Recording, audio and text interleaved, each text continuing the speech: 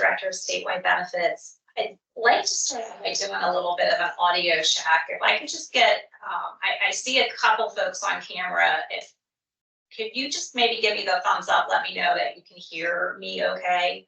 All right, good, I'm seeing that, thank you. We're having a little technical difficulty here in the SBO conference room this morning.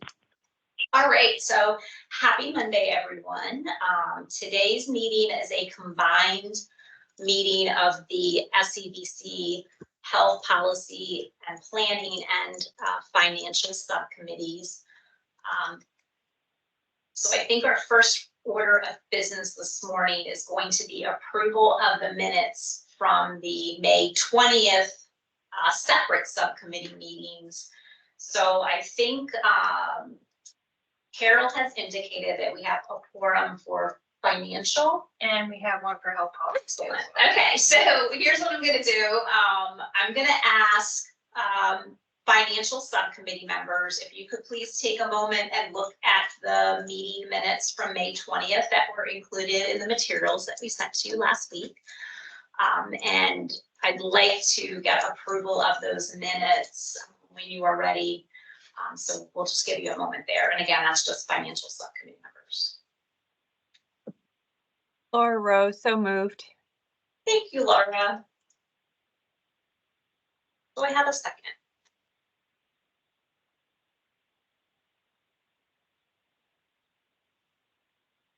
Second, Colleen Davis. Thank you, Treasurer Davis. Appreciate that. All right, all financial subcommittee members in agreement with approval of the minutes, please respond by saying aye. Aye. Aye. Hi, this is Lori. I have to abstain because I was not present on the May 20th meeting, so I don't feel comfortable approving those minutes. Sure, thank you, Lori. We've got that noted that you're abstaining. Any other members abstaining or not voting this or opposed to approval of the minutes, that is? Faith, this is Evelyn. I'm here for Ashley and I was not at the meeting either, so I'm abstaining. Good morning, Evelyn. Thank you. That is noted. So we have Lori and Evelyn as abstaining this morning. Okay. Any members opposed? All right. That takes care of our financial subcommittee minutes. So we're going to move to the May 20th Health Policy and Planning Subcommittee minutes.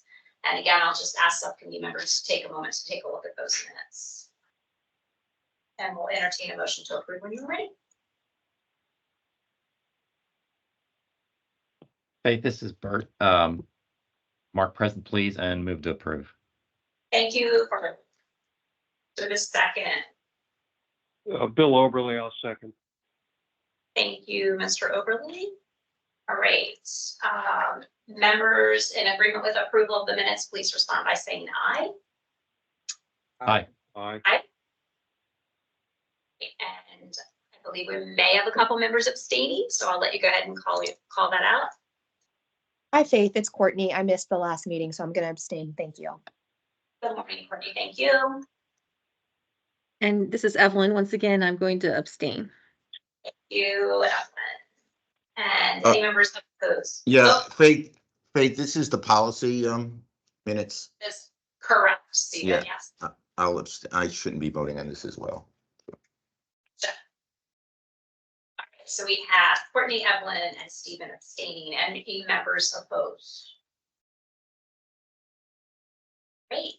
That takes care of our policy and planning subcommittee minutes. So thank you for that. All right. So we've got a pretty packed agenda this morning. I just have a couple of very, very brief updates for director's report. Later today, we will be posting and distributing the SEBC agenda for the June 24th meeting that is scheduled from 2 to 4, physical location here at the Statewide Benefits Office. And items that we are including on that agenda for discussion include the following. We will be reviewing financials for May 2024. We're going to be going over those as well with this group this morning. That will include updates on the fiscal year 24 projected year-end deficit, and then looking at the forecast for 2025.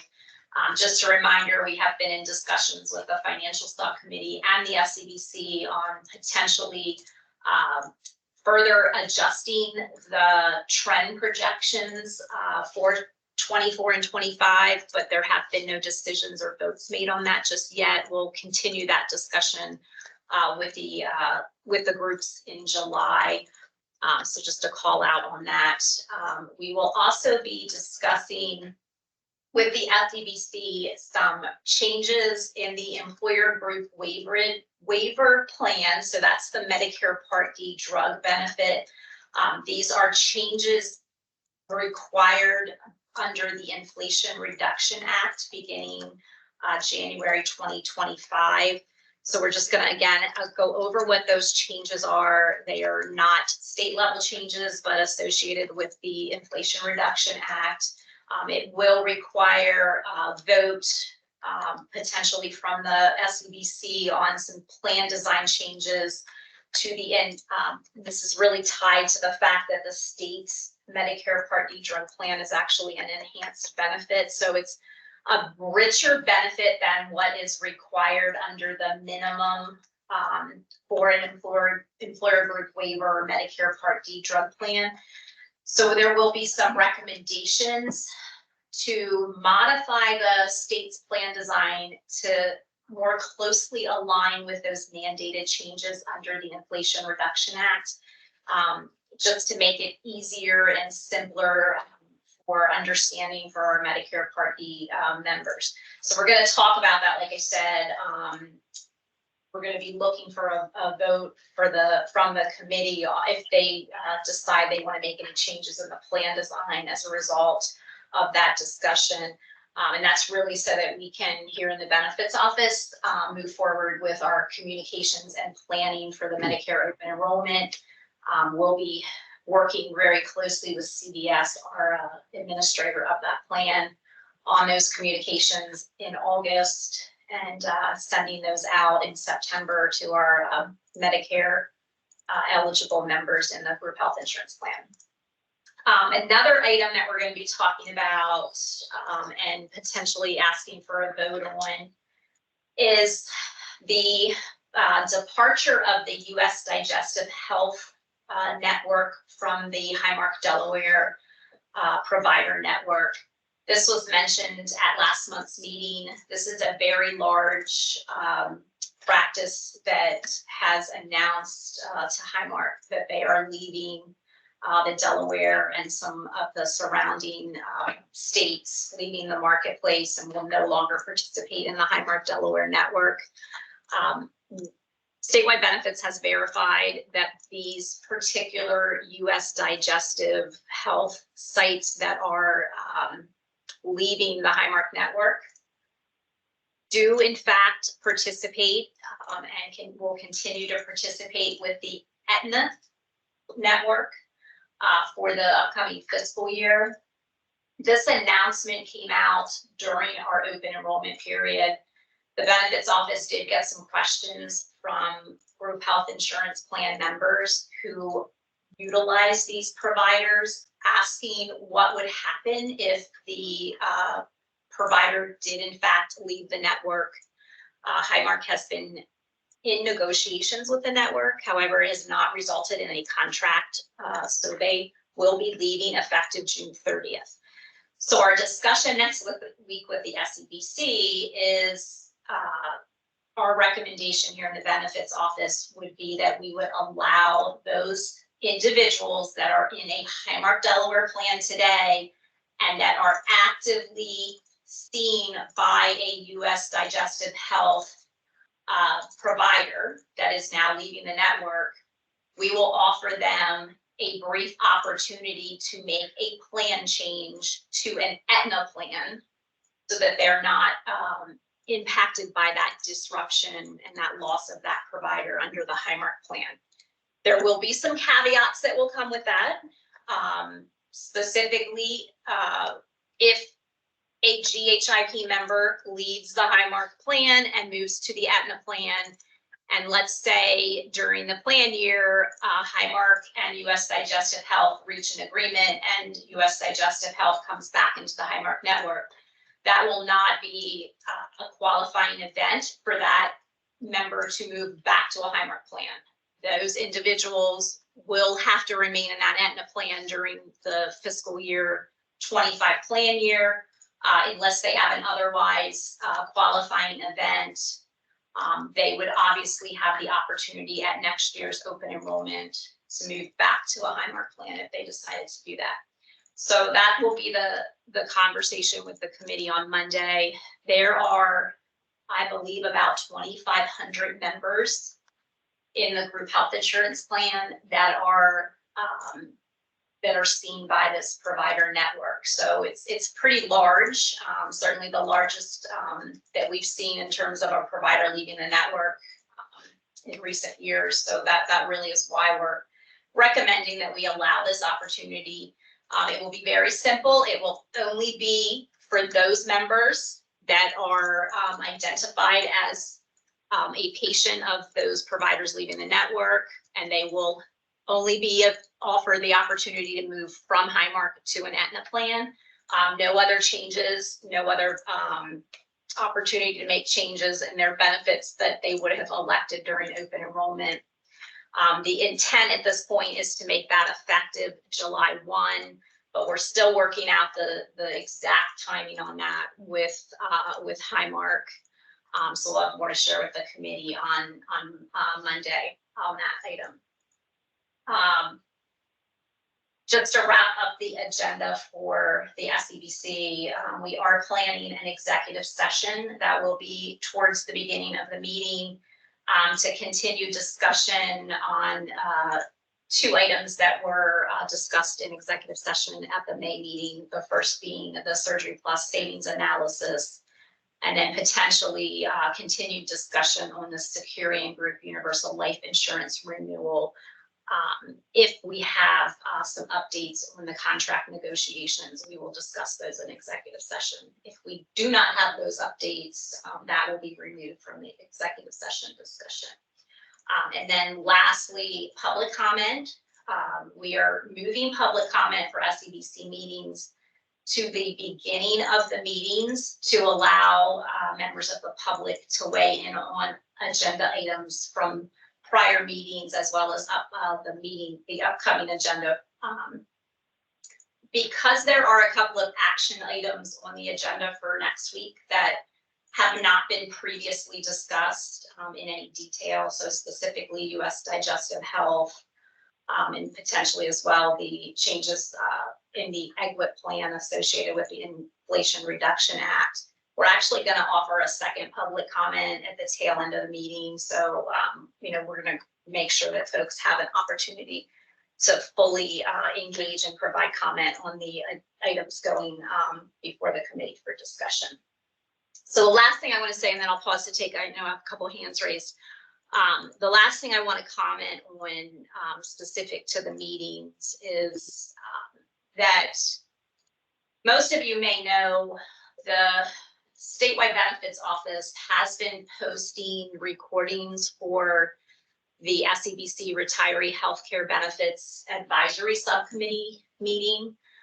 Since that group started their work, the SEBC co-chairs have also asked that the SBO begin posting recordings for SEBC meetings and subcommittee meetings.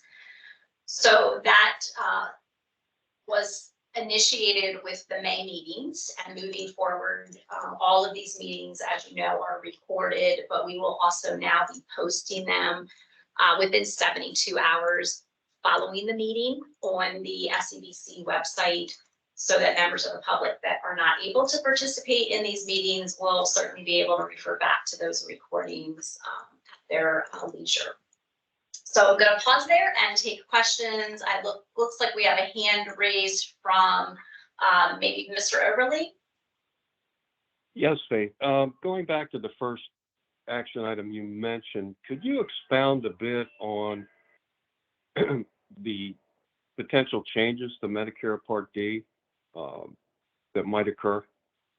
Yeah, I mean, what I will say as concisely as possible is that currently the annual out-of-pocket maximum that a state of Delaware Medicare Part D enrollee The plan design is set as at a $2,100 out of plan maximum per year. So what that means is state of Delaware Medicare retiree, once they hit $2,100 in out-of-pocket expenses in any given plan year, the plan starts to pay at 100% for drug coverage past that point. Most of our members do not reach $2,100 because we have a very rich benefit. It's copay only. The Inflation Reduction Act is requiring an annual out-of-pocket maximum of $2,000 per year. So what we're proposing is to reduce, or they're proposing a $2,000 out-of-pocket maximum under the standard Medicare Part D benefit. We're proposing to the committee that the GHIP out-of-pocket plan maximum is reduced by that $100 so that it aligns with the standard Part D benefit. This is very complicated in that there are federal mandates with regards to an EGWP plan, and then because the state of Delaware has an enhanced benefit, we actually have richer benefits than what's required under the law. Unfortunately, the CVS must communicate to our members what the standard Part D benefit looks like in their communications. They cannot deviate from that. We can include supplemental materials to explain why the state's benefit may be richer, but we can't exclude those basic those communications for the basic standard plan. So we're recommending alignment with the state's benefit and the standard EGWP benefit to help just make the communications a bit less complicated for a reader. So I know that was a mouthful, Bill, but we're going to go, like I said, go into this in a whole lot more detail with the SCBC next week. We will show and illustrate what the standard EGWP benefit looks like, what the state's current enhanced EGWP plan looks like, and then what is being proposed as a result of the Inflation Reduction Act, and then subsequently what our recommended plan design would look like. But this is not in any way, shape, or form going to be a negative or a takeaway for our Medicare Part D enrollees. It's really intended to just make the communications a little bit clearer and less, less tiered, I guess. And the financial impact of the GHIP to do this is really insignificant. So for that reason, those two reasons, we really just want to move forward with that recommendation. So Bill, does that generally I believe. question? Yeah, it does. I mean, obviously it would appear that there's not going to be any depreciation of benefits. Not at all. Not at all. Okay. No. All right. Thanks. Appreciate it. Sure. Stephen.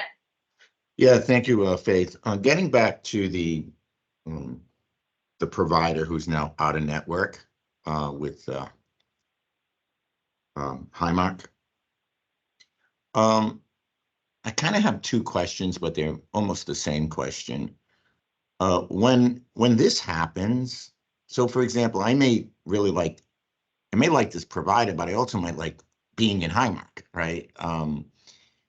And I'm just wondering, what is the process that Highmark undertakes, or any insurer undertakes, but in specifically this? Did they actively see if there's another provider? Do they help the member to access another provider for the same service that's in their network? I'm just curious about when this happens. What do we kind of mandate a process, or is it just left up to the TPA? Yeah, that's a great question, Stephen. So I can tell you what has happened up to this point. Highmark did officially notify all of these members in a letter that dropped on June 1st that their provider effective 7/1 would no longer be in the network. My recollection is we do have a copy of that letter. It did not give any additional information on other options. What has happened in the past, and we're still working through these details with Highmark, when a provider leaves the network, there is certainly a transition of care plan that is communicated, particularly to individuals who are in like active treatment, right? So that can include a number of things, including other providers that they could transition or move to. It will obviously include, depending on the type of care the individual is getting, there could be a need for those members to continue with that provider out of network and out of contract for a short period of time to allow them to move to a participating provider, or to move in our case, potentially to another plan that continues that provider in the network. Those details we're still working through, but I hope to have more to share with the SCBC when we meet with them next week. Thank you. Sure. Other questions from subcommittee members with regards to next week's SCBC agenda? Okay, hearing none, seeing no hands raised. I know, like I said, we have a lot to cover today. Stephanie asked that I just mention to the group and see if I could get, maybe a voice approval or some head nods, but what we'd like to suggest we do for both July and August is continue to hold a combined subcommittee meeting to work through just tying out and updating both committees simultaneously on the fiscal year closeout, what we're looking at in terms of forecasts and projections for the year ahead, and then continuing to work as a larger team on some of these, some of the RFP work that's coming up, and some of the new programming. So if the group is in agreement with that, we'll probably go ahead, as we did last month, and modify calendars and just consolidate the meetings to be from 10 to noon bear with me a minute, I'm going to tell the group when these meetings are scheduled: July 15th And August 19th. and August 19th. Does anyone have objection to combining these meetings for July and August? I'm not seeing anyone opposed, so great. Okay, then that I think wraps up my my updates and report outs. I will be sharing what we know on the larger pieces of legislation with the SCBC at next Monday's meeting. But considering the large number of bills that are circulating right now, and with still 2 weeks left of the session, we're preparing in July to really do a full briefing of the bills that actually pass and are impacting either the SCBC or the GHIP, and we'll report those out to this group as well as the SCBC in July. Okay. All right, so I think with that we can jump in. We've got Brian Stitzel from WTW with us this morning, and I think Brian's going to kick it off by walking us through the May Fund report. Thanks, Faith.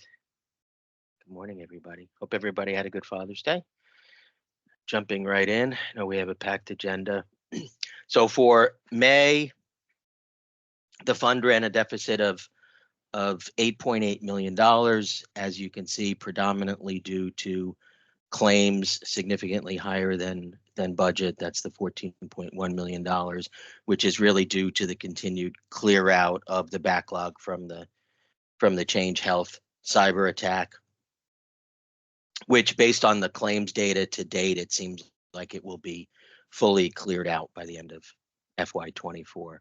Premium contributions ran about $1.5 million better than budget, mostly just due to how the budget was phased, reflecting the 5% increase for the Medicare population.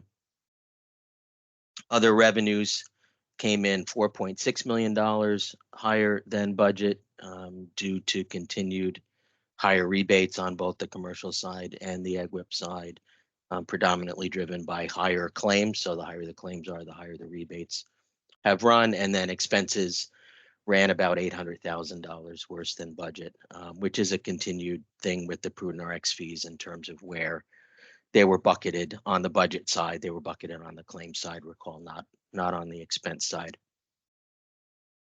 So for the total full FY24, we're now forecasting a full year deficit of $14.3 million.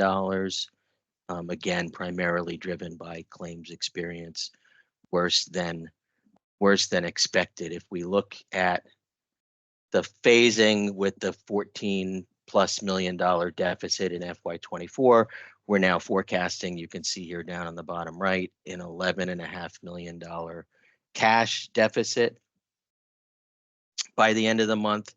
That's something we can certainly substantiate. We've actually got data in here for the full fiscal year through last week's invoices, which meant there were, I think, 2 invoices left to happen hitting the fund in June from Highmark. 3 more from Aetna, although Aetna came in, I think, over the weekend, and that weekly invoice came in just about where we were forecasting. And then I saw the CVS invoices for the first half of June, which are really the last June invoices on the prescription drug side. And they all came in just about right on where we were expecting. So we're narrowing in. It seems like the $11.5 million is becoming a pretty solid number, barring anything significant in those last couple of invoices. Again, from a premium contribution standpoint, you can see May came in about $1.5 million higher than budget. We're expecting the last half of the year, you can see just about every month ahead of budget, just because of how the budget was phased with the Medic-Fill population 5% increase. But for the full year, we're expecting to be about 0.3%, so pretty close to budget overall for the full year. Nothing additional to point out here, just we continue to now be able to summarize results separately by group. So we have a breakdown of premium revenues between the major cohorts, active employees, pensioners, split pre-65, post-65, and then the non-payroll groups. And later, we now also have the summary of the full picture between premiums and revenues coming in and claims and expenses going out by the 3 major cohorts. Other revenues, as stated earlier, May was a rebate month, so we got $24 million in commercial rebates, almost $17 million in EGWIP rebates against a budget. You can see down much lower, which is driving the better than budget performance on the other revenue side. Claims for the month of May again came in significantly higher than budget, again due to clearing out of the backlog. But in total, we should be pretty good for the full backlog being cleared out by the end of FY24. So we shouldn't have any lingering effects going into FY25, as well as we should then also be able to have a fairly good picture. I know it was requested by at least one subcommittee member. When we circle back to the trend assumption, we should have a pretty clean picture of the full year FY24 trend compared to FY23 without any implications from the Change Healthcare backlog.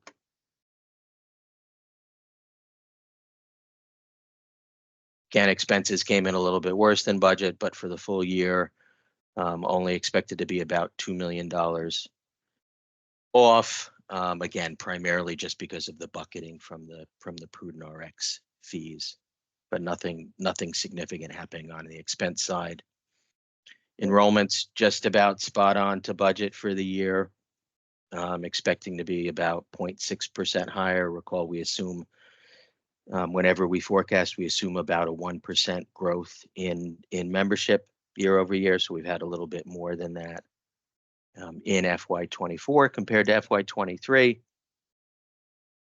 And then again, as I touched on earlier, experience by group, looking at actives, pre-65 retirees, and Medicare retirees separately, looking at their own independent premium contributions, individual revenue components, claims and expenses.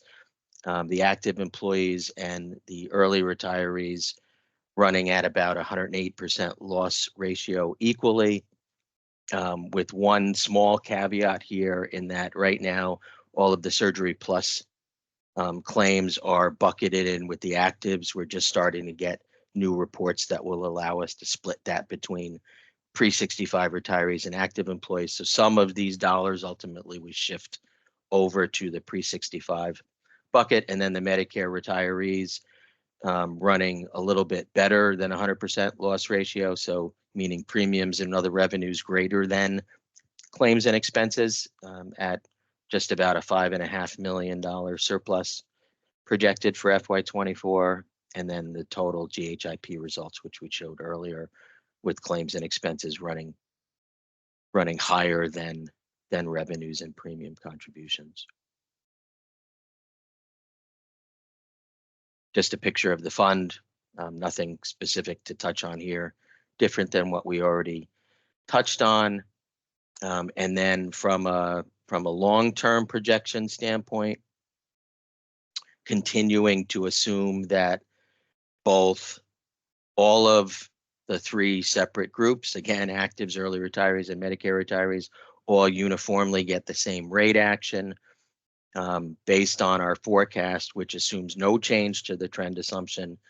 The ongoing 1% growth in GHIP membership, still an expected accelerated growth in GLP-1 utilization, both on the diabetic side and the weight loss management side, and then other changes that have been specifically adopted for FY25, specifically MAPIA changes, again, assuming that the full backlog is cleared out by the end of FY24, which we fully expect, and then no additional impacts for any other pending legislation that might impact claim expenses.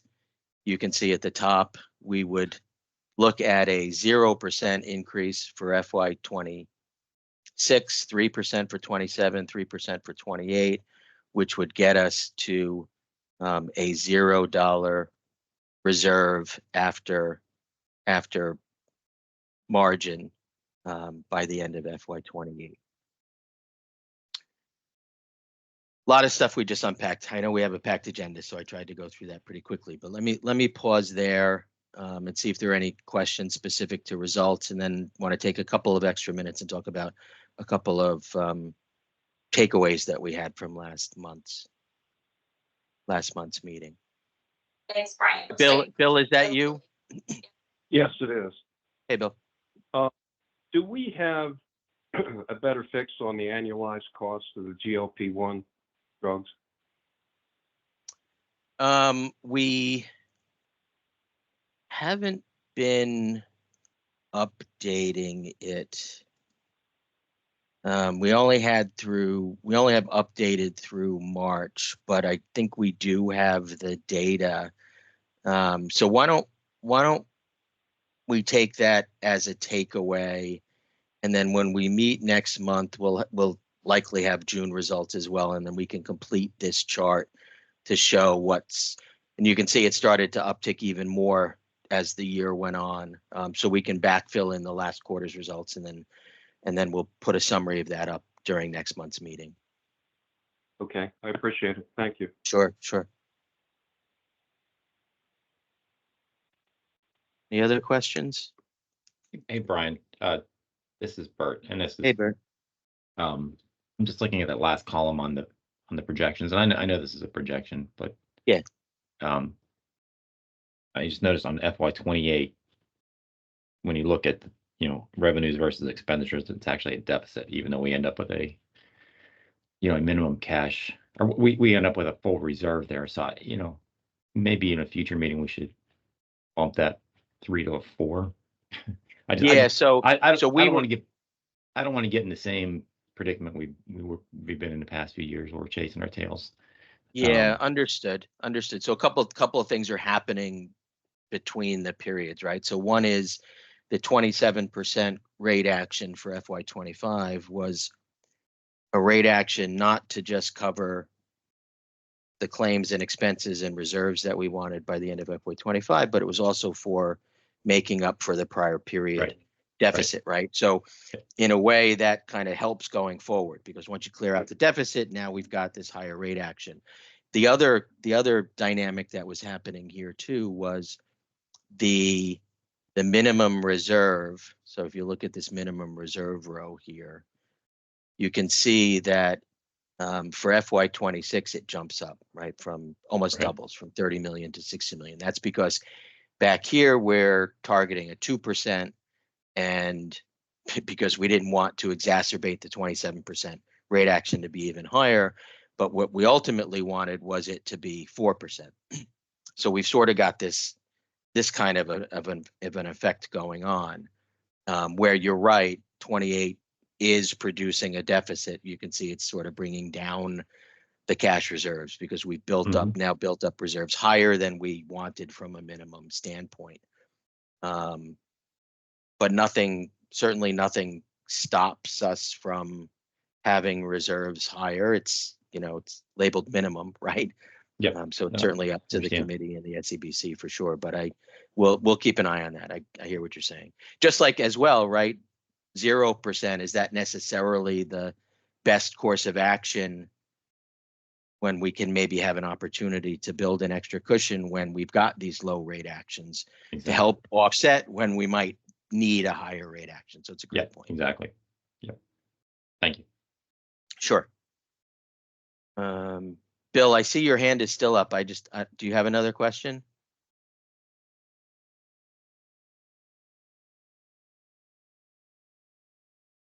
That is a no. So back from the April meeting, there were a couple of outstanding questions. Don't recall who asked them, but there was a question raised about whether the backlog from Change Health was on the carrier side, meaning Highmark, or the providers looking to seek reimbursement. We did get confirmation, as we opined at the time, that it was on the provider side. So it's their backlog in terms of getting claims submitted and processed.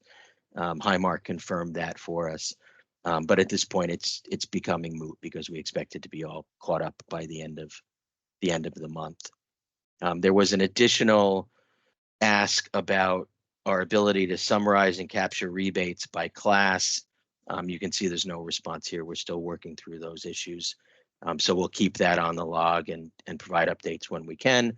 And then there was also a request to look at the prescription drug claims from a total lens, meaning not just gross claims, but gross claims and rebates, and then therefore net prescription drug expenses after rebates.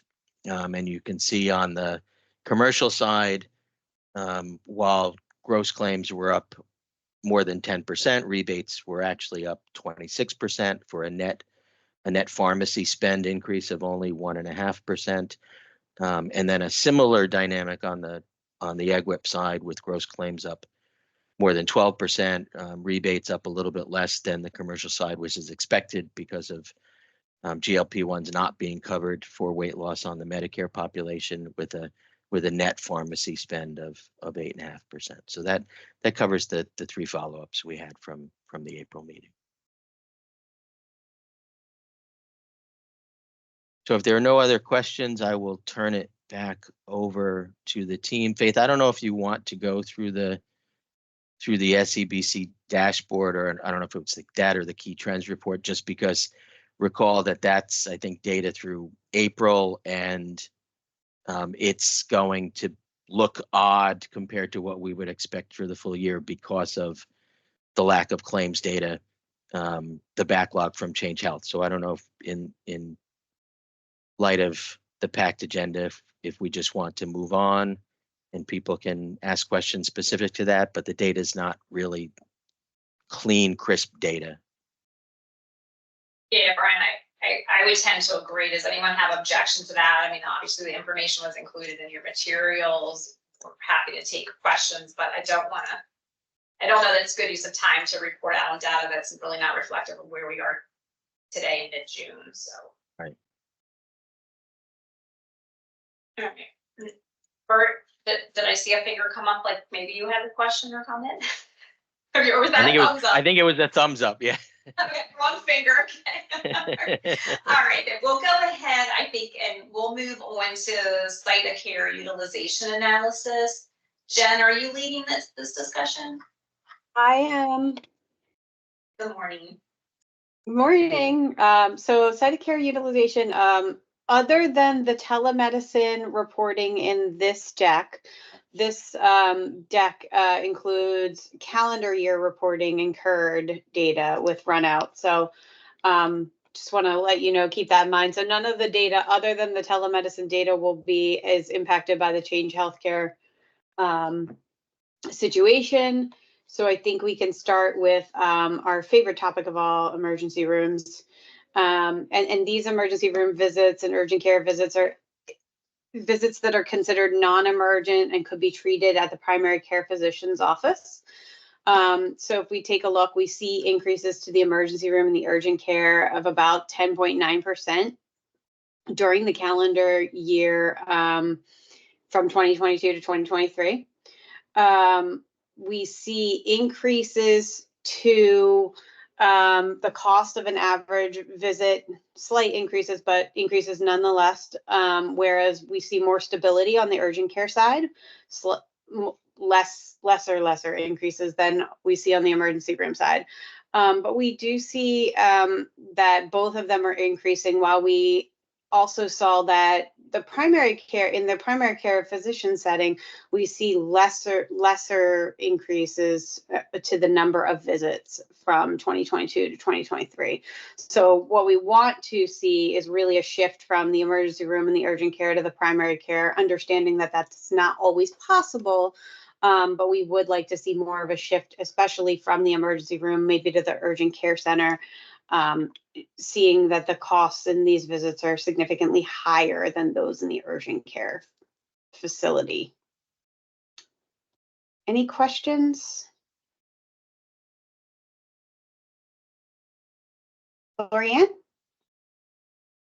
Hi, I just have a question about these averages. Do you know if this, like, if you can compare it to something nationally or regionally, if these are like remarkably higher than what we should expect? That's a really good question. I think we can take that back to Walt and see if there's anything in the Meritive data warehouse that might give us some benchmarking. Great, thank you. Sure.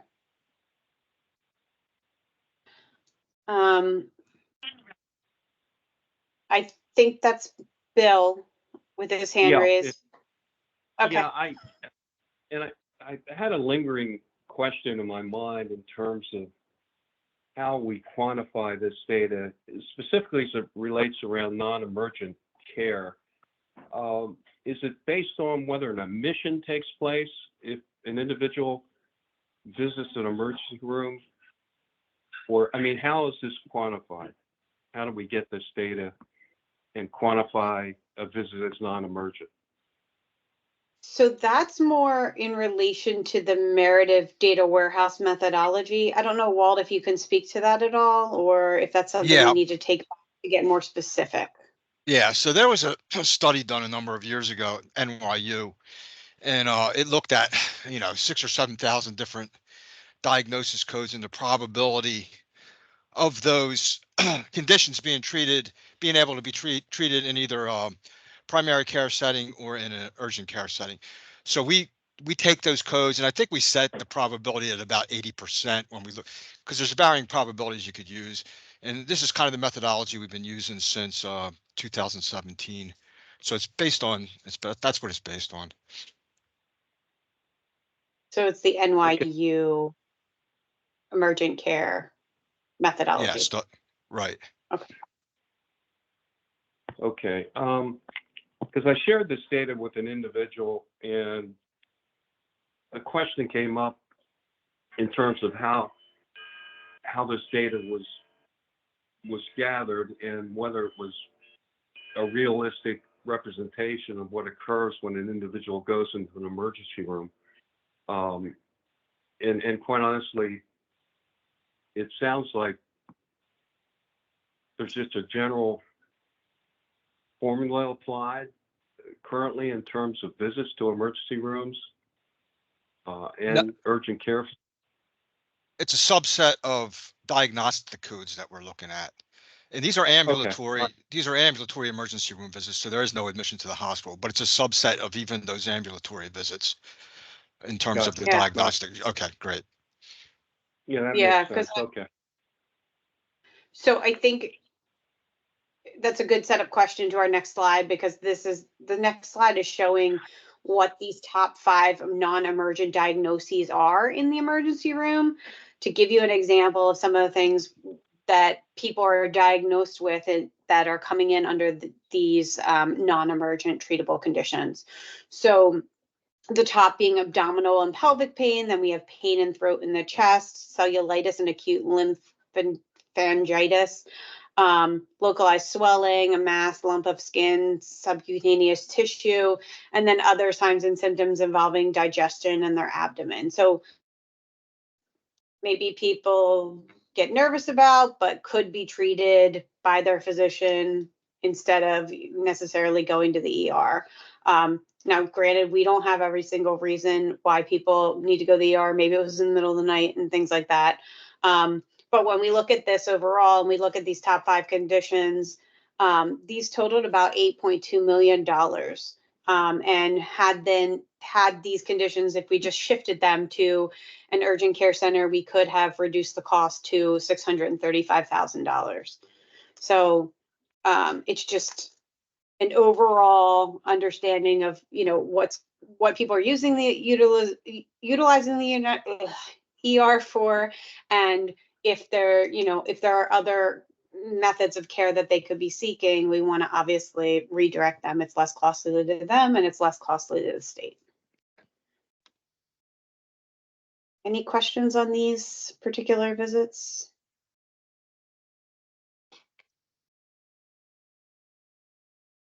So I think we can cover at a very high level telemedicine, because I know we're going to get into that topic a little bit. Oh, Stephen, do you have a question before I go Yeah, on? not a question. Just say if you want to look at an interesting a piece of data, and again, it doesn't match up with the year, but if you go to Cost Aware, which is our state website which is actually run by the DIN, operated by the DIN, and it doesn't have self-insured plans. So just so you know that, but it does have commercial. It'll show you the variation of prices across providers on emergency, on lots of procedures, but you could go into there and look at, I think there's 4 or 5 codes that are used for emergency room visits. And you can see the variation across hospital providers. Variation meaning it costs so much at one provider versus so much at another provider. That may just add another dynamic to this issue as well. That is very good insight. I appreciate that. I did not realize they had it by provider on there. Yeah. Mr. Overly, do you have another question? Oh, no, you got your hand down now. Never mind. So moving on to telemedicine, one of the things we did notice at a very high level was that we saw that the utilization for mental health and substance use increased for the Aetna population while it decreased for the Highmark members. And then we saw the contrary for general telemedicine visits. For the Highmark members, we saw a large increase to members using telemedicine for general questions and pains and things, whereas we saw a very, very tiny group decrease on the other side from the Aetna members using it for general purposes. LifeStance, as I understand it, is a provider that both Aetna and Highmark are utilizing today, so we broke those out just to show a little bit more detail, I guess. And you'll notice that the copay, that the visits might appear less than the allowed amounts, and that's because the paid per cost visits are the amounts paid by the plan after the employees' copays have been applied.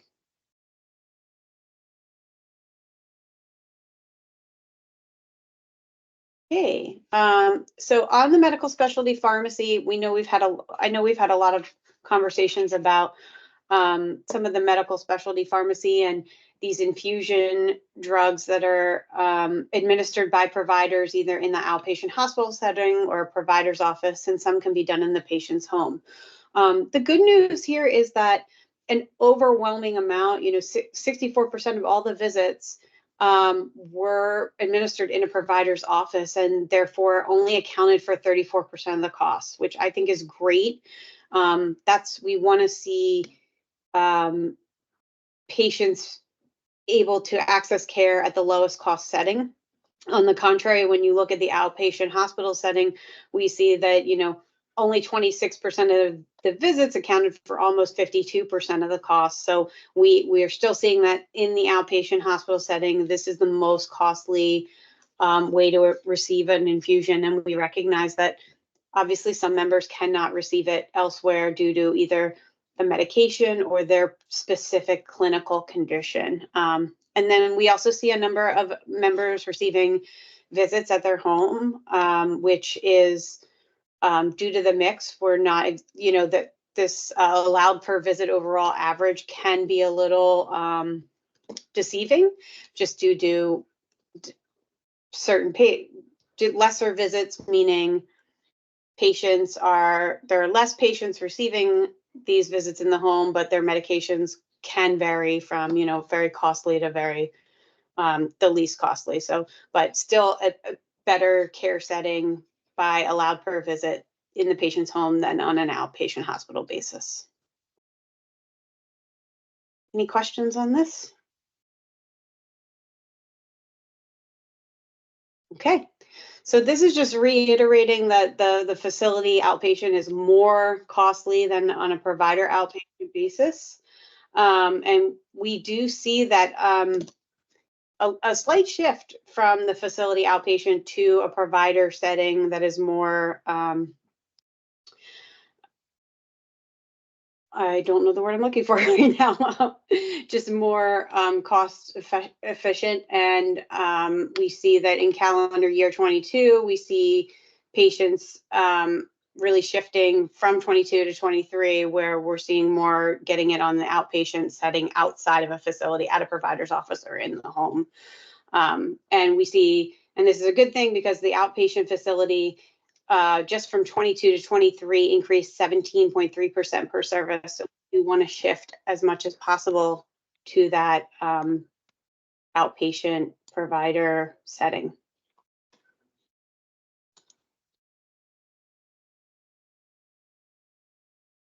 High-tech imaging. So high-tech imaging is, CAT scans, MRIs. Again, we're going to see the theme of in the outpatient setting, where the cost is much higher than in the freestanding facility setting. We didn't see it rise as significantly as in the freestanding setting. Not that either one rose that significantly, but we do see a higher increase in the change of the cost per visit from 2021 to 2023, 2022 and 2023 in the freestanding facility.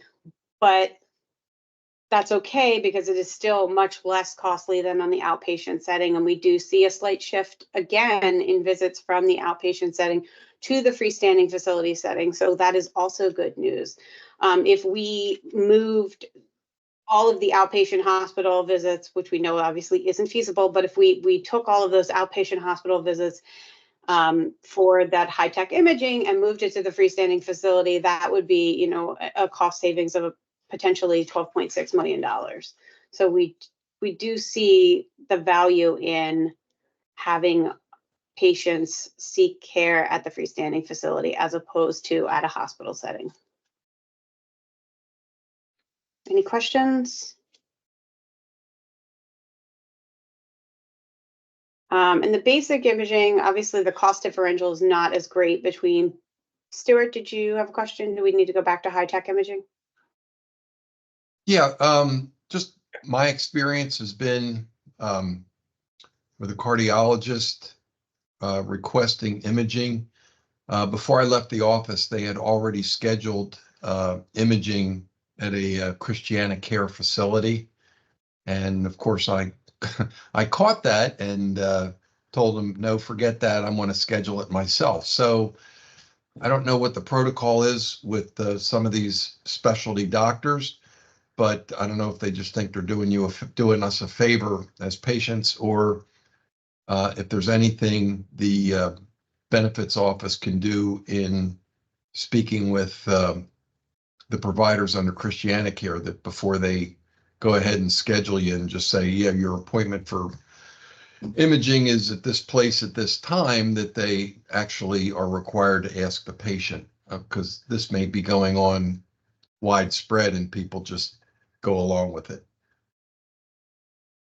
Stuart, I it's would me. have, Thanks for that call out. Sorry, Jen, I didn't mean to talk over you, but yeah, I mean, that's interesting because I've had that personal experience myself. I mean, they're doing their own steerage, right? So it's certainly something we will take up with Aetna and Highmark. I don't know how effective we can be, but certainly we'll raise the concern that it would be our expectation that members are being advised a little differently, and that given the opportunity as to where they want to go to have that imaging, as opposed to them offering it and proactively scheduling it under a hospital facility.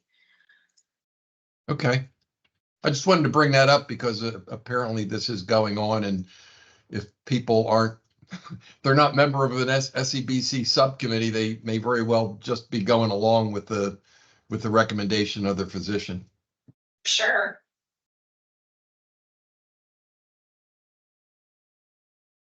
yeah, I absolutely would agree with that. That if they're not informed, they don't know, so they just, my doctor advised me to go here. So that does come into play. Well, they're actually a little more proactive. They actually scheduled the appointment for me.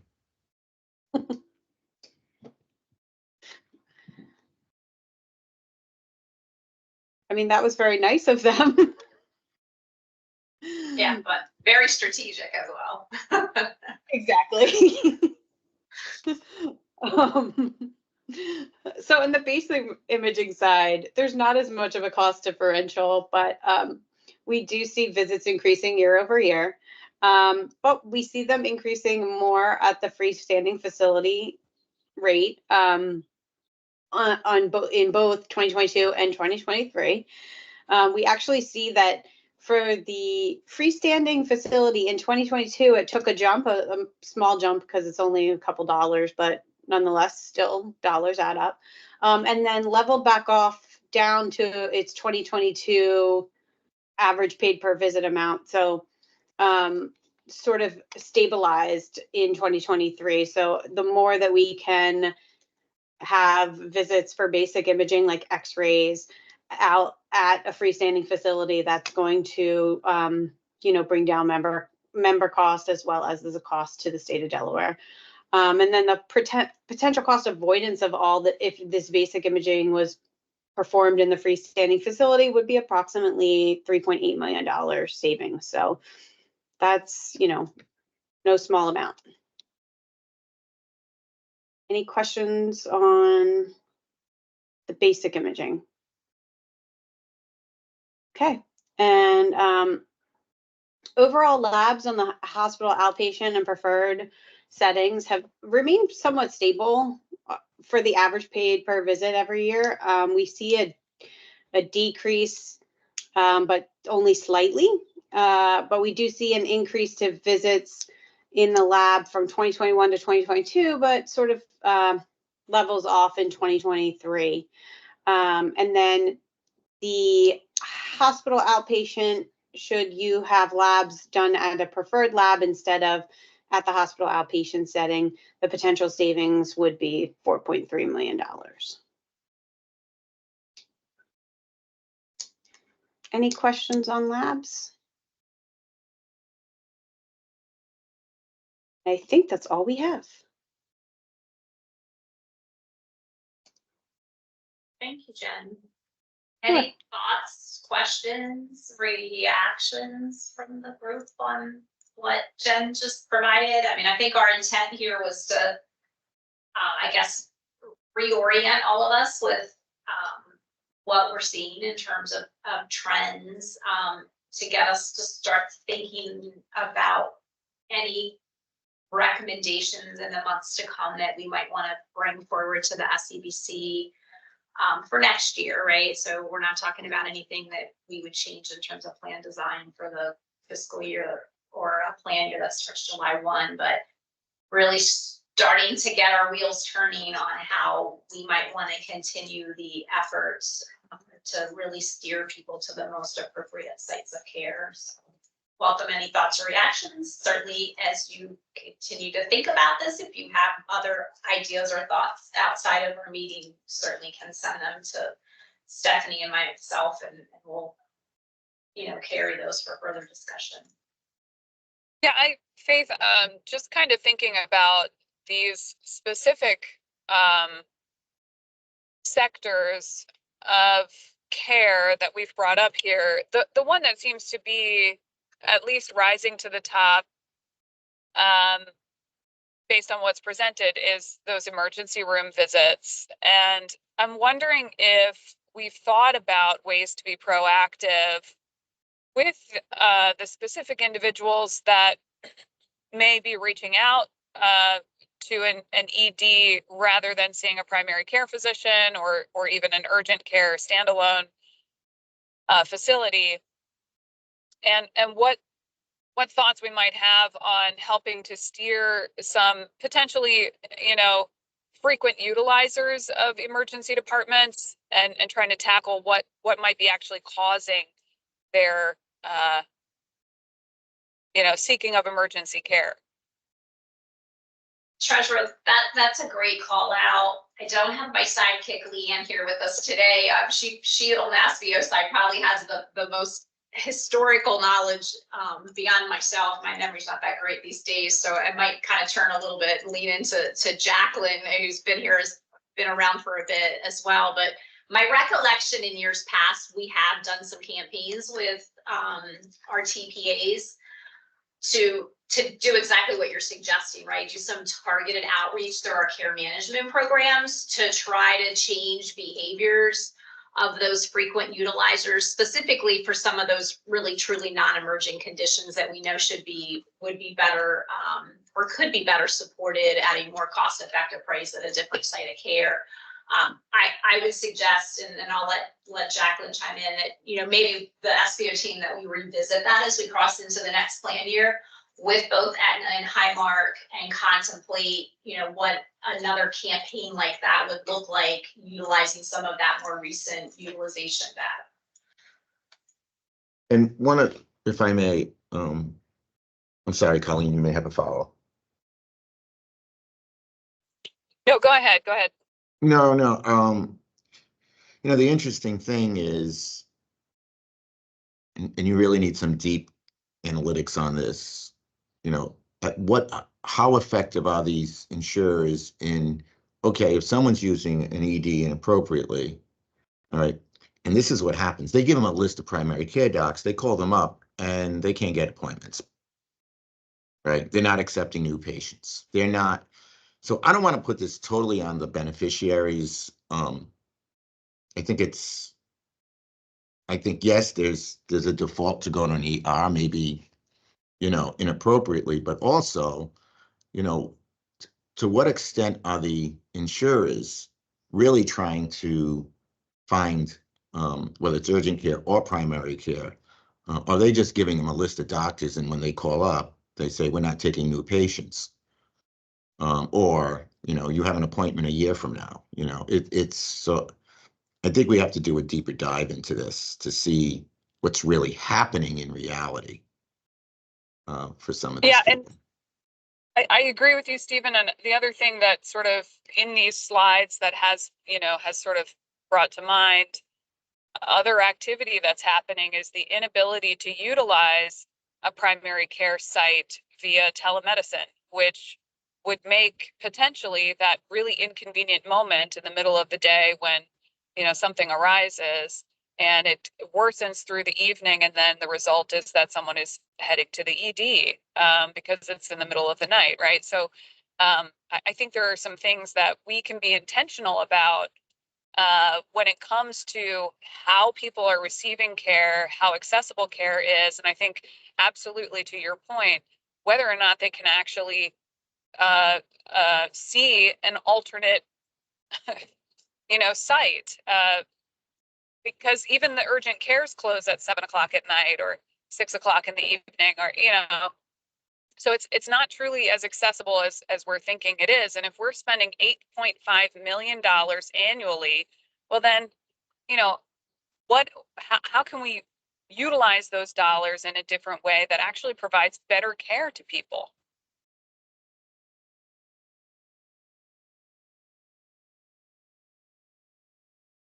Stephen and Treasurer, appreciate those comments. I think Stephanie and I were both feverishly taking notes as you were both talking. So I think you've given us, I think, some things to go back and think about. Because again, my recollection when we did this previously with our TPAs, it was very standard, right? I think what both of you are contemplating is, we really peel this back a couple layers deeper than what we've done, and we really think about what are realistic alternatives based on what we see as the reason why the individuals presented in the ER in the first place, and really be thoughtful about that, and really hold our TPAs and the care management programs, hold their feet to the fire to really carry that all the way through, not just blast out a communication and then call it done, right? Like let's really think about what's a realistic way to, and maybe a more personal and concierge way to address the root cause of why they're going to the ER in lieu of urgent care or PCP, or even telemedicine if that's appropriate. Jacqueline, do you have any other thoughts or comments or even corrections that you make to what I shared?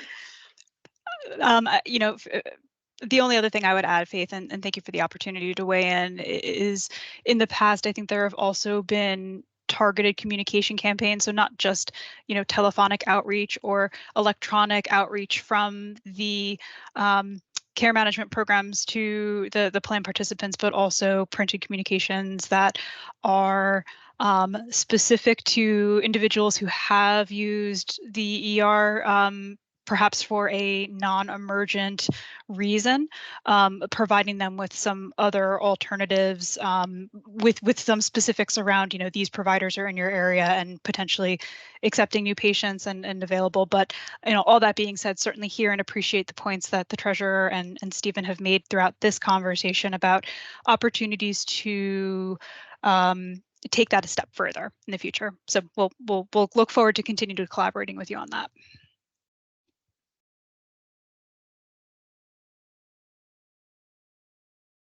Okay, thank you. Any other thoughts or comments before we move on to the next agenda item? Hearing none, Jen, thank you. Good information, and we'll certainly continue to talk about that internally and carry the feedback and additional thinking from those discussions back to this group for consideration and discussion. All right, I think that takes us to a couple of follow-ups that we wanted to address specific to the group universal life insurance benefit. Now, for financial subcommittee members, those of you that do not also serve on the health policy and planning subcommittee, just to level set here, we've spent some time in past meetings, recent meetings, discussing the current group universal life insurance benefit that's made available to state of Delaware employees, as well as for terminated employees and retirees who choose to port a portion of that coverage when they leave state employment. This product currently is under a contract set to expire on June 30th of 2025. The benefits office, at the request of the SCBC, is in current contract negotiations with Securian, who is the vendor of the life insurance benefit, to potentially extend the current contract. That would include plan design and the rates that are in place currently through June 30th of 2024, to extend those an additional 12 months through June 30th, 2025. The primary reason for that is to allow additional time for the subcommittees and the SCBC to develop the scope of work for the request for proposal that we are targeting to advertise during the first quarter of calendar year 2025. That would give us a nice runway to move through that RFP and contracting process during 2025. To the extent that a contract negotiation or invitation to negotiate with the SCBC on the back end of that RFP results in a benefit plan design that is different from what is offered today. We all had concern that we wanted to have ample time for plan participants and eligible employees to understand what those changes were and the impacts of them, particularly if they were enrolled in the group universal life insurance benefit today. So the goal right now is to extend that current contract, give us most of next calendar year to move through the RFP process, and have a good understanding and be able to really communicate, a good 6 months in advance of any change that would go into effect 7/1/2026. Give ample time for the benefits office to be able to communicate that out to plan participants and eligible employees. So today's discussion is really just focusing on, as we kind of dug into this a little bit, the group universal life insurance benefit is rather unique. It offers some plan provisions that are not typical with this type of life insurance product. As a state public sector employer, we have learned that most public sector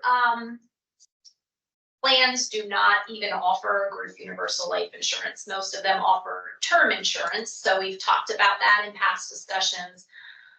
But the Policy and Planning Subcommittee has expressed a lot of interest in really trying to think out of the box on some other alternatives to the current benefit and plan design as part of this upcoming RFP. So I think, having said all that, I believe Jacqueline's just going to walk us through some takeaway questions that we had from the last meeting and address those. But again, this is a topic that we're going to continue to work through with the combined subcommittees in July and August to really try to get ourselves to a place where we can draft that RFP during the fall months and be ready to advertise that in January.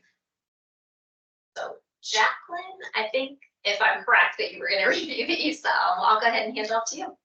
Great, thank you, Faith. And appreciate that introduction. I think, frankly, that covers all of the context that we were hoping to briefly recap for the combined subcommittee, recognizing that some members of the broader audience haven't been part of all of the prior discussions about the group universal life benefit at the subcommittee level. But sort of briefly to move forward to the specific questions that we wanted to review today and also talk about the follow-up responses. Just in the interest of time, I'll move to slide 3.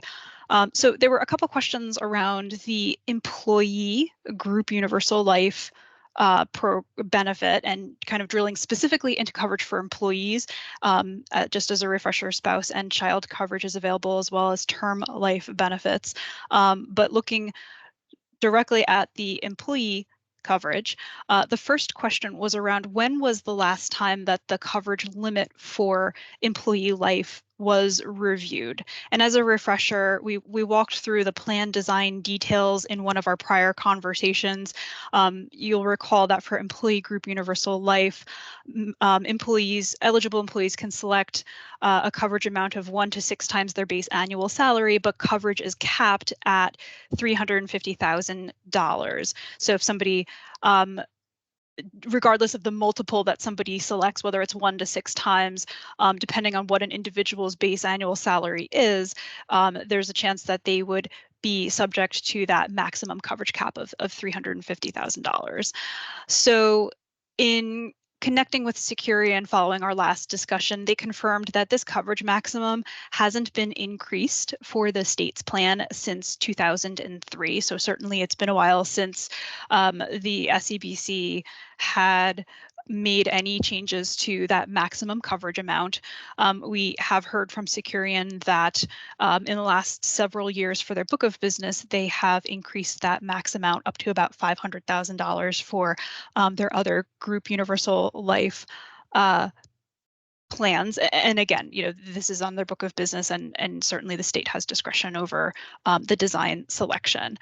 And we had also talked previously about what would be potentially a reasonable increase to this max coverage amount, either in the instance where the group universal life benefit was maintained and perhaps just the design changed. I think the specific conversation, though, was around if the state were to move away from offering group universal life to employees and instead offered a term life policy, which is far more common for most employers to offer employee life benefits. What would that new maximum coverage amount look like? And that's something that we're still working through and evaluating. So we anticipate that in a future subcommittee meeting, we'll have some further dialogue there, but did just want to make note that that was another topic related to the max coverage amount that we'll continue to have some further review and discussion on. The next question, again, related to employee group universal life, is around wanting some additional details about the state's current accidental death and dismemberment benefit. So we had included some details when we spoke last time about the AD&D benefit, but we didn't really have much of a focus in the discussion on that particular benefit offering. What we had previously shown is that the AD&D benefit matches the group universal life amount. So as I mentioned, if someone chooses a life multiple of 3 times their base annual salary, then they would have an AD&D benefit of 3 times their base annual salary as well. So it matches that group universal life election. And the policy, the AD&D insurance policy, pays benefits in the event that the insured person, the employee, experienced an accidental death or dismemberment. So oftentimes it's referred to as double indemnity insurance because it pays on top of the life insurance benefit. There's no separate election for AD&D, so an employee who enrolls in the state's group universal life policy will automatically be provided with AD&D coverage. There is an age limit associated with the coverage today, and that's typical for what we see in the industry as well. So employees up to age 70 are enrolled in or are provided AD&D coverage as well. The one caveat to that is if an employee becomes totally disabled and is ultimately approved for the premium waiver benefit under the state's disability insurance program, then that person's AD&D coverage will terminate because that person would then be totally disabled and would be, no longer no longer eligible for AD&D coverage. And again, that's pretty consistent with what we see industry-wide as well.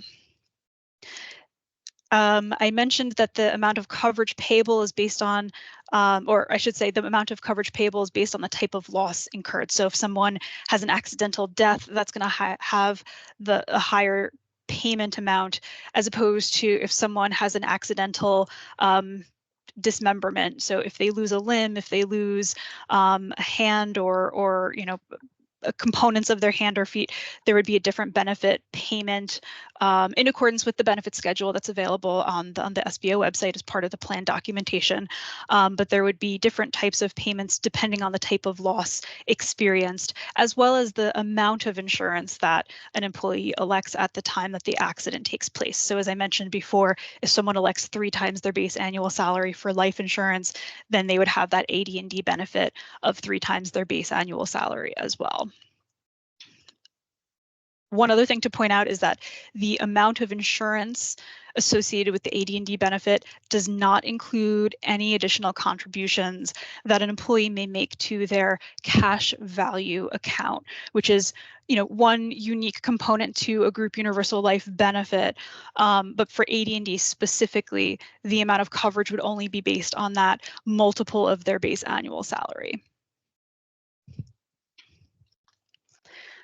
The last follow-up item that I wanted to touch on this afternoon or this morning is related to a question about a scenario where the state would potentially, or I should say the SEBC would potentially decide to terminate the group universal life policy and offer employees term life insurance instead. Now, we talked in prior meetings about the cash value account that's associated with the group universal life benefit. And it includes the ability for plan participants to make additional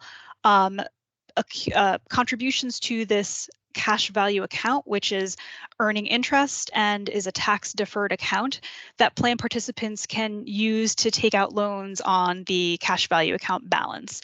So in the scenario that prompted this question, if an employee has currently a loan on their life insurance policy through this cash value account with Securian, and let's say the SEBC decides to terminate the group universal life benefit before that plan participant would be finished paying off their loan, is there an opportunity for that plan participant to take advantage of an option that exists in the plan today called porting coverage? So that basically means that today, if someone ports their coverage, that means they are terminating from active employment, either through separation or retirement or just a change in job, but someone can take advantage of the opportunity to continue to keep their coverage through the state's group universal life program by porting or maintaining with the Securian policy just at a higher rate. So in this example, if a person has an outstanding loan, the policy is going to be terminated before they can repay the loan. Can that person port their coverage, granted at a higher cost because the premium rates would go up, but would that then allow that person to continue paying back their loan in installments rather than having to pay the full amount of the loan back by the date at which the group universal life policy terminates? So that was a rather complicated scenario, but that was a question that was raised. We did raise that with Securian, and they're currently looking into whether this may be an option. They're working through exploring a couple coverage continuation options for plan participants if the state does move forward with terminating the group universal life plan. And more information from Securian is expected on this by later this month. So our hope is that for the July subcommittee meeting, we can revisit this question with a little bit more of a robust response. But it is still something that Securian is working through on their end to better understand what options from an underwriting standpoint may exist for plan participants. So those are just some quick updates for the subcommittee about the group universal life questions and follow-ups. Are there any additional questions or other items that the group would like to discuss about group universal life today?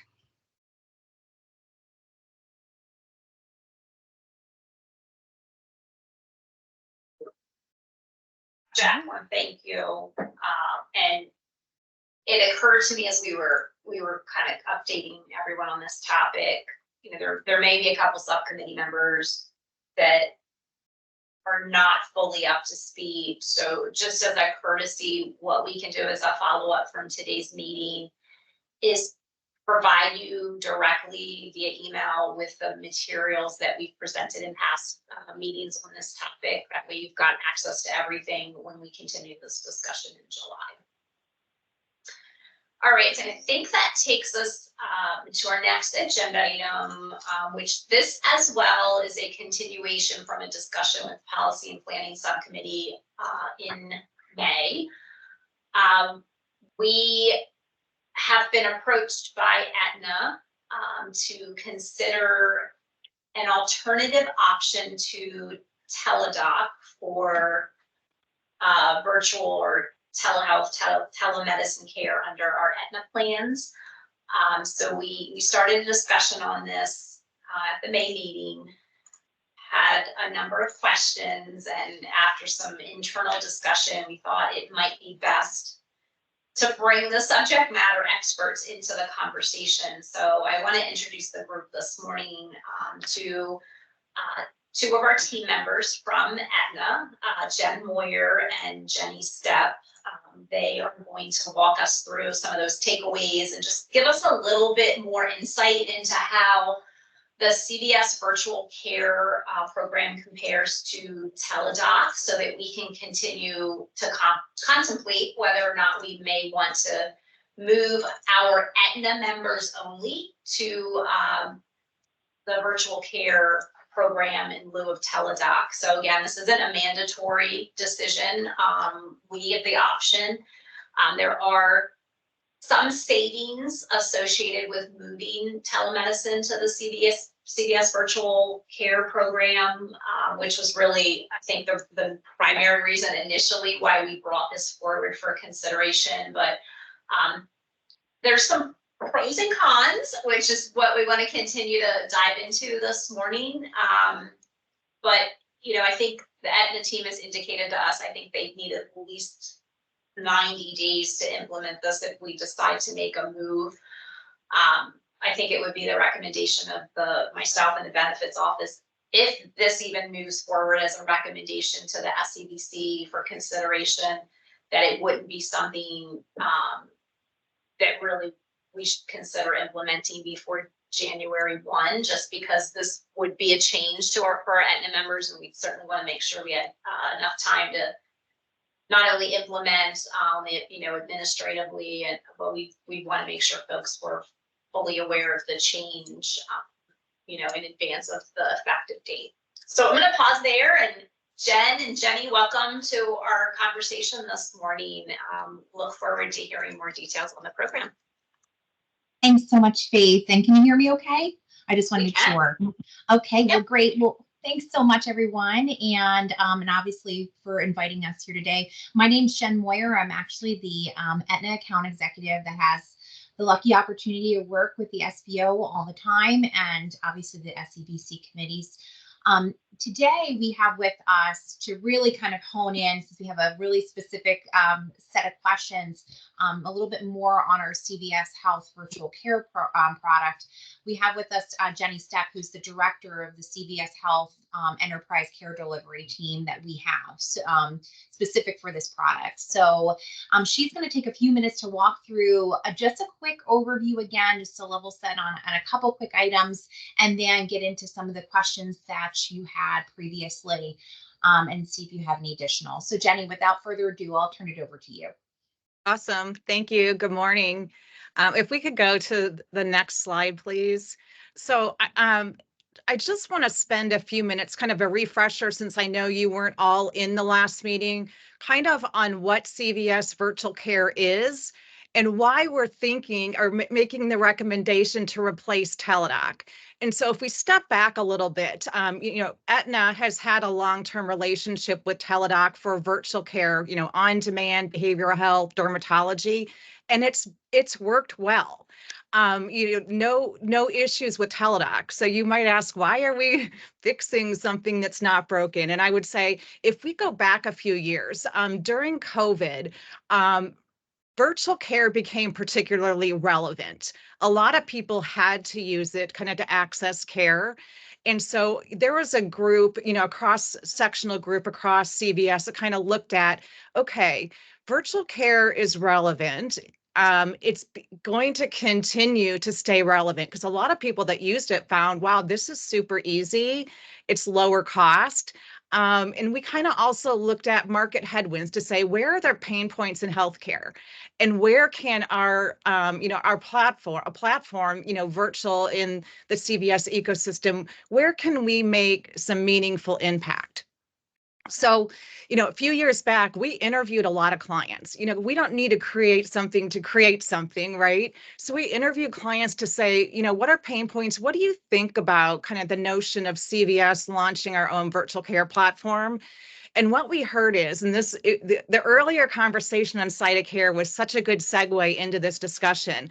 What we heard is, Number one, we need it to be easy. Make it easy to access, build it into kind of your Aetna CVS ecosystem so folks can find it easy.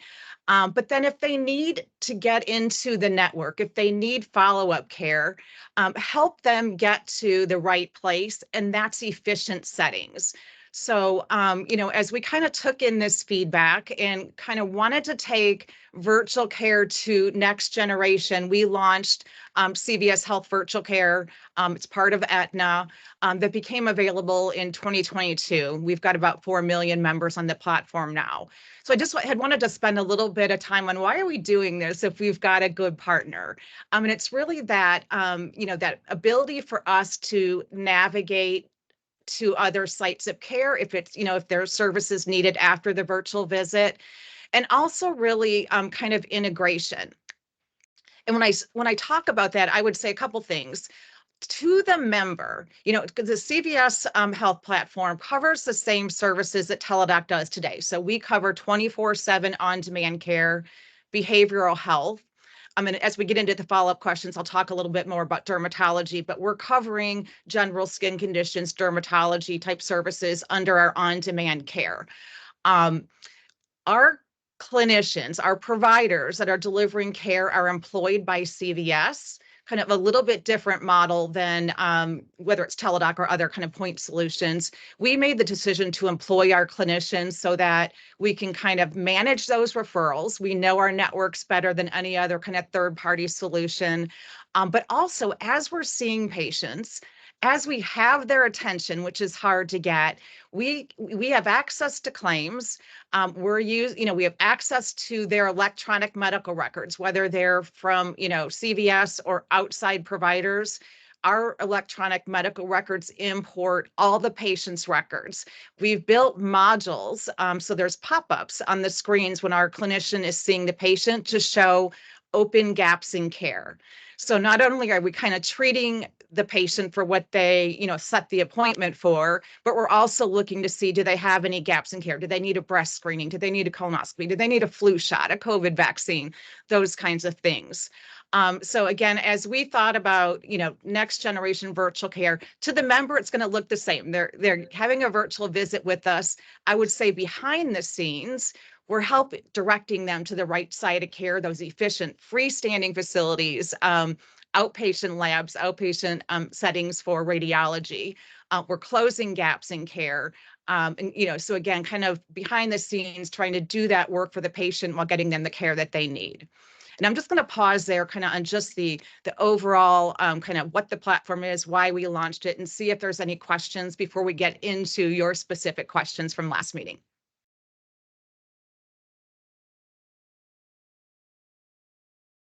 I think you're good, Jenny. Okay, we can go to the next slide then.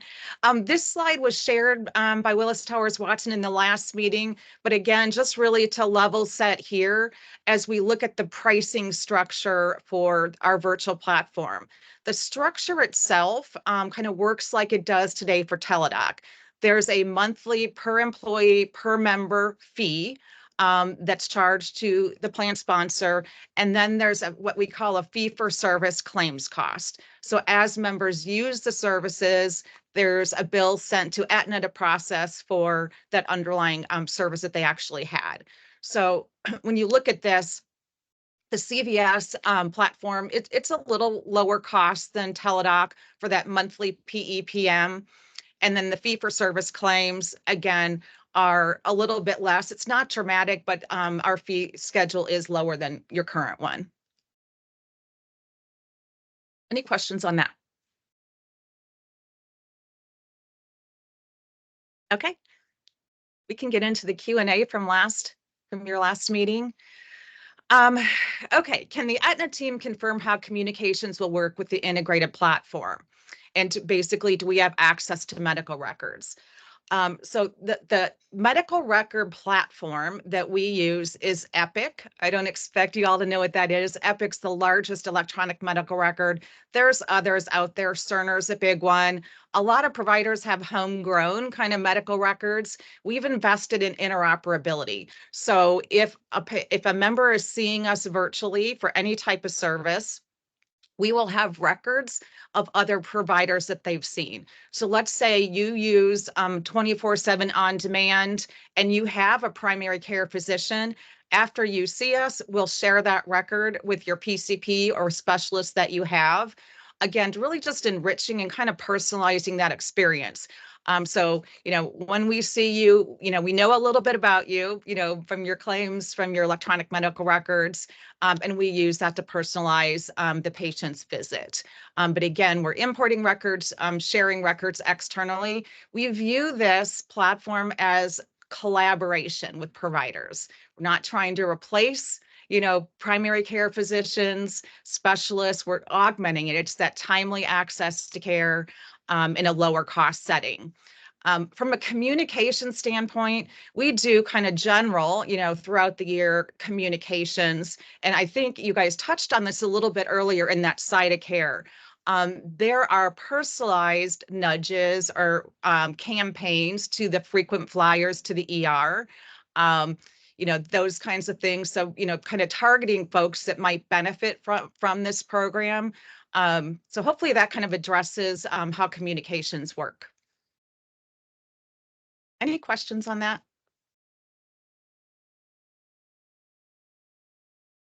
Okay, I'll keep going. There was a question around, hey, Teladoc's been a good provider. Have we looked at, negotiating the fees with them? So the answer to that is Aetna, as a health plan, negotiates with Teladoc as a health plan. So kind of getting that economies of scale. So on an individual basis, we're not able to negotiate something lower than what we're getting as the health plan combined. What I would say about the fees, again, they're not dramatically different. They are lower with CVS, but we believe the value in the program is really kind of as the members see us, helping them navigate if they need follow-up care to the right setting, closing gaps in care, kind of that integration part. Okay, we can keep going to the next slide. All right, dermatology. I kind of wanted to go a little bit deeper on that. As was talked about in the last meeting, and I mentioned it earlier, with Teladoc today, they spike out dermatology as a specialty.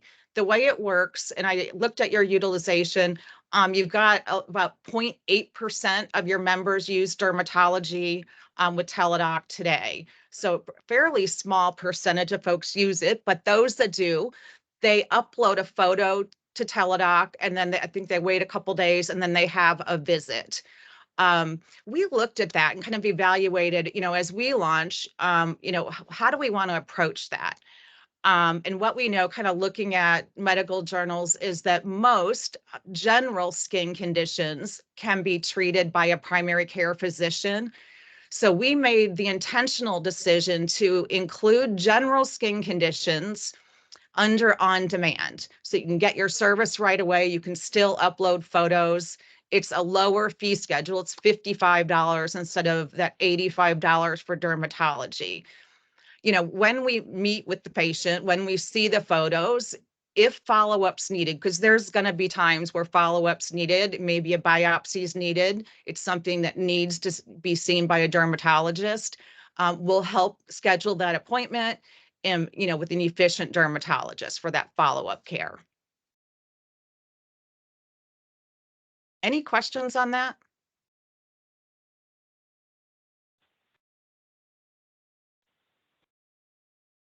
It looks like there's a hand. Oh, yes, Yeah, Jenny, that's her, really. Yeah. I did have a question in terms of using the scenario where a follow-up with a dermatologist is required based on the photos that were submitted or the original contact point. What's the lag time between that initial diagnosis and a referral before you get to see a dermatologist? Because I know, I go every 6 months to a dermatologist, and quite honestly, if I had to cancel an appointment, it would probably be an additional 6 months before I could get in again. So I'm Right. looking for some time frame here. Yeah, so it's going to depend on who the provider is. What we do is we chart the referral electronically to the provider, so there'll be some dialogue with, the clinician seeing you and you kind of to understand, do you have, have you seen someone before? Like, do you want someone close to your house? Kind of, it's a collaboration on, who's, in agreeing on who that provider should be. We're putting the electronic referral in. So typically, if it's coming from provider to provider, it may be quicker than, if you're looking at a provider directory and scheduling without kind of that order from a another provider. But availability, dermatologists are hard. Primary care is even hard to get, a primary care appointment a lot of times. So it's going to depend on who you're going and who you're going to for that follow-up.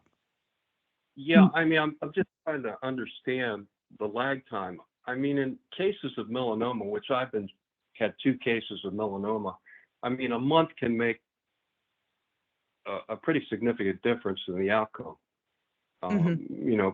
diagnosis. So I mean, I was focused on this at last month's discussion, and I'm still focused in terms of trying to understand the efficacy of this whole process and how we prevent a serious outcome. So there's kind of how to word this. There's a dynamic here, right? Virtual care, skin conditions it's one modality. Like, let's just say you weren't even thinking about virtual care, but you have a skin condition and you want to get in to see a dermatologist. You're still going to have that same scenario where getting access to a dermatologist, depending on who you're going to, could take time. If you're seeing us virtually because you're not sure if you should see a dermatologist, again, if it's clinically appropriate for you to see one, you may be able to get access to a dermatologist quicker because you have an order from another clinician. But the underlying kind of, in our medical community and dermatologists in your area, whether you're using virtual or not, that access to care is still a challenge that we all face.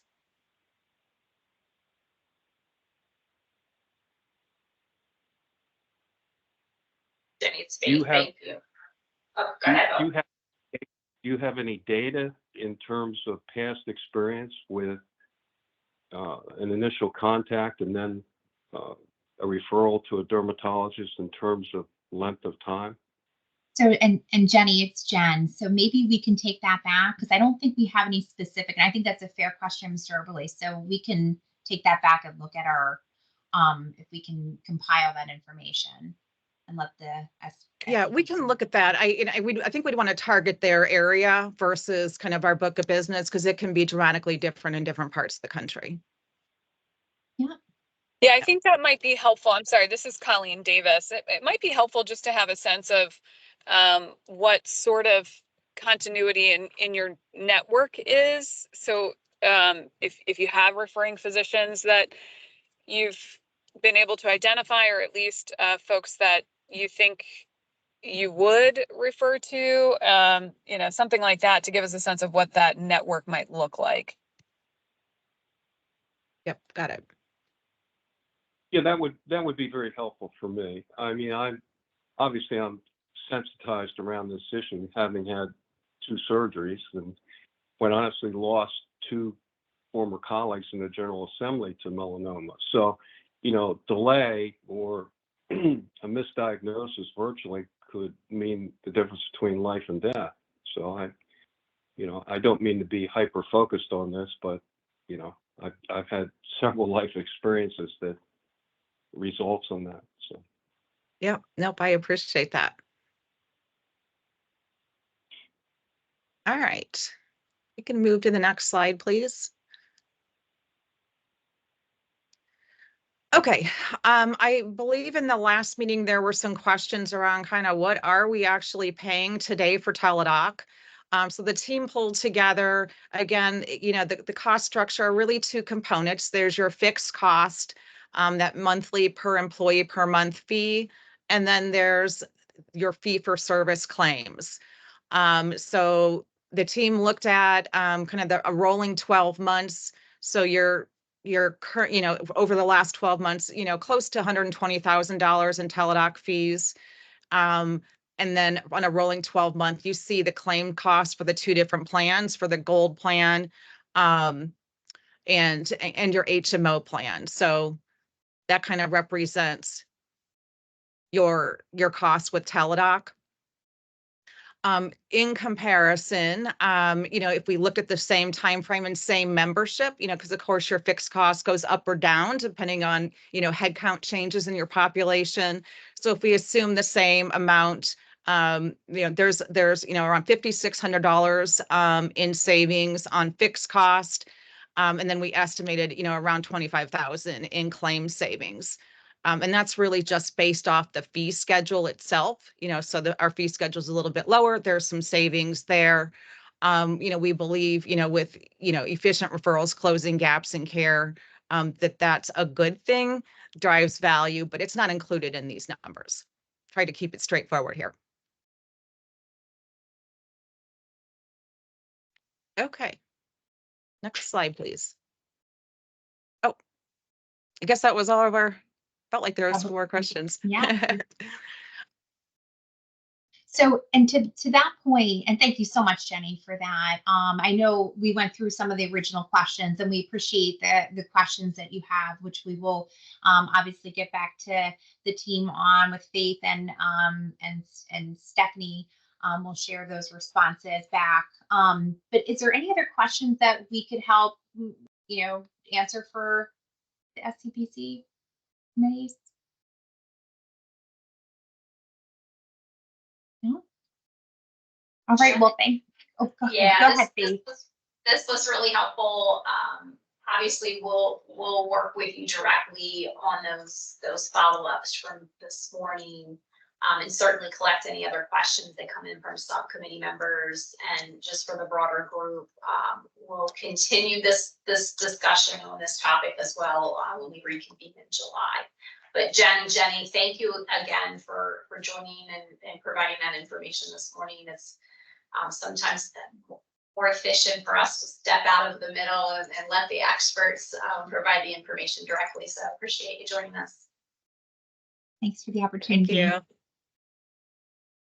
All right, doing a quick time check. We only have about 13 minutes left in our meeting this morning. The next agenda item, gene and cellular therapy landscape. This, I'm going to suggest that we hold and bring back for discussion in July. This is really just to update the collective group on what's happening in that space, and some things for us, again, to contemplate for possibly recommendations to bring to the committee later this year. This is a space that's really emerging and kind of exploding, and lots of really incredible therapies with really incredible price tags attached to them. And there's just some things that we need to think about, I think, as a group,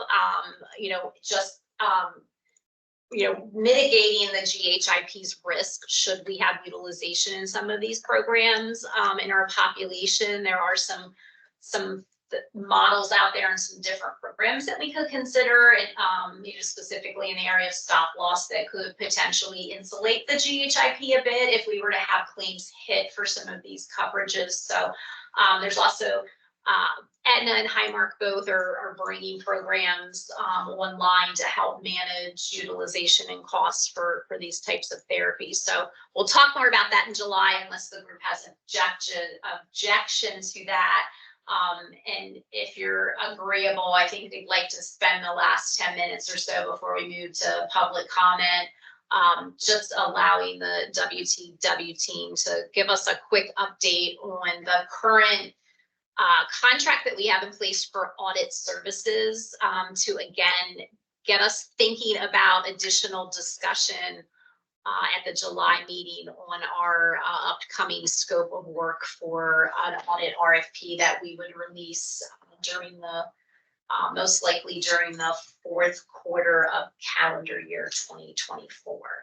So I'm gonna pause there. I think Jacqueline, are you gonna walk us through this? I am. Oh, then Jacqueline, I'm sorry, just hold for just a second. Oh, we skipped over surgery plus. I'm sorry. We have so many things on the agenda today. Yeah, so I'm almost gonna turn to the group. I don't know, do we want to try to squeeze this in over the audit services scope? And I apologize, I completely missed that. Stephanie, Jacqueline, do you have thoughts on that? I would have no issues with surgery plus being moved to July. It's mostly an introductory to the analysis. I think the audit service is a little more Timely, time sensitive. Okay, I'm seeing Jacqueline. I agree. Okay, all right, then continue. I'm sorry, Jacqueline. No, not at all. Thank you, Faith. So I'll be brief. Wanted to provide a brief overview, as Faith said, of the current audit services scope of work as the state is preparing to begin work on the next audit services RFP. So very briefly, for some background, the conversation of claim audits first was really raised with the state of Delaware following the work of the Health Plan Task Force back in FY 2016. The task force was created, prompted by some significant increases in the GHIP in fiscal years 2014 and 15. And the task force was established back in 16 to identify efficiencies and savings opportunities. One of the things that was identified by the task force was a real lack of transparency around provider costs for both medical and prescription drug carriers. And the task force recommended conducting claim audits regularly to do some due diligence and ensure that the claim payments were being made accurately, and to ensure greater transparency in the cost. The SEBC issued an RFP for a claim auditor for both medical and pharmacy portions of the plan during the FY15 plan year, and following that procurement process, the committee awarded a contract to Brown & Brown of Massachusetts. They were formerly known as Claim Technologies Incorporated, or CTI. That first contract expired at the end of fiscal 2020. There was a subsequent RFP for claim audit services that was done in 2020, which concluded with the SEBC awarding another contract to Brown & Brown, which is the in-force contract that expires at the end of FY25, so about this time next year. Throughout the course of the two contracts with Brown & Brown, they will have audited the state group health plans medical and prescription drug claims beginning from FY 2014 to FY 2023. These audits are conducted every other year, but it captures every year since FY 14. There is one remaining option to renew the current contract for one final year that the state has yet to exercise, but that would include medical and prescription drug claims audited for the FY24 and FY25 plan years. So as alluded to previously, the target timeline for the next upcoming audit services RFP is intended to be released to the market in October of this year, with the target timeframe for presenting an award recommendation from the proposal review committee to the SEBC by April of next year, in April 25. There's an opportunity to potentially consider expanding the scope of services requested in this RFP as a result of some emerging capabilities in the vendor space associated with claim audits. And we'll talk a little bit more about what the current scope looks like, as well as what are some of these emerging capabilities. We appreciate any feedback from the combined group today, and this will continue to be shared with the SEBC in an upcoming meeting where those RFP scope of services is finalized. So under today's contract, there's a number of components that involve both the medical and the pharmacy, or the PBM contract, that is reviewed by the auditor. This includes for both medical and pharmacy an electronic review of all claims that are processed in the course of a plan year to ensure that the claim system is set up accurately and correctly. That also includes a manual review of a target selection of 250 medical claims, as well as again, manual review of a select number of rebate agreements and maximum allowable cost for the top 50 drugs that are utilized. So there's two components. One is electronic, kind of looking at all claims processed, and then a more manual technical focus review of both medical and pharmacy claims. There's also an operations review for both medical and pharmacy. So looking at the policies, procedures, and internal controls to make sure that the plan is protected against any financial losses or to the extent that those losses are really minimized, as well as ensuring that participant satisfaction is maintained through the operating processes that are in place through the medical TPA and the PBMs.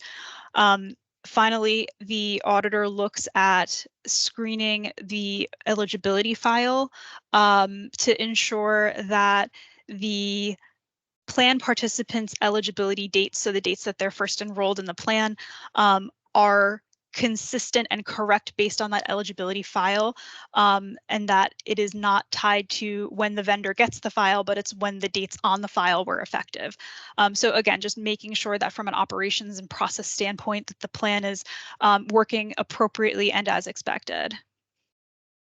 And then finally, there are some financial comparisons that are reviewed, comparing the amounts that are paid by the plan to the amounts that were invoiced from the carrier.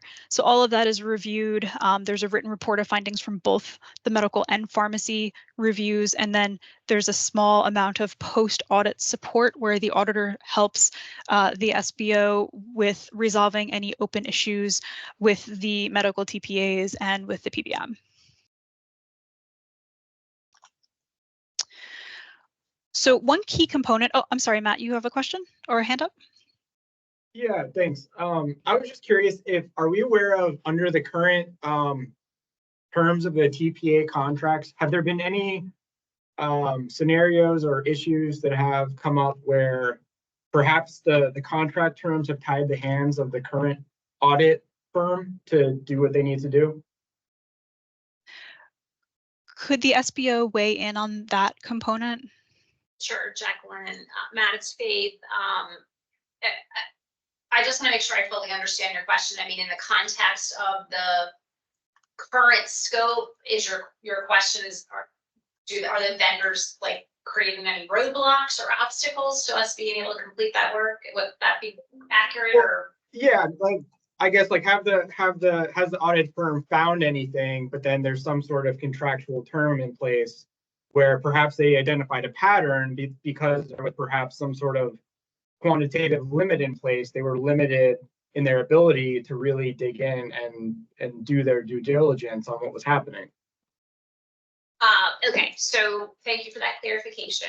I would say no, there has not been, but I want to clarify, under the current contract and scope for audit services, largely the auditors are identifying areas of concern, and then it is incumbent upon the statewide benefits office to work with the vendor to deeper dive into,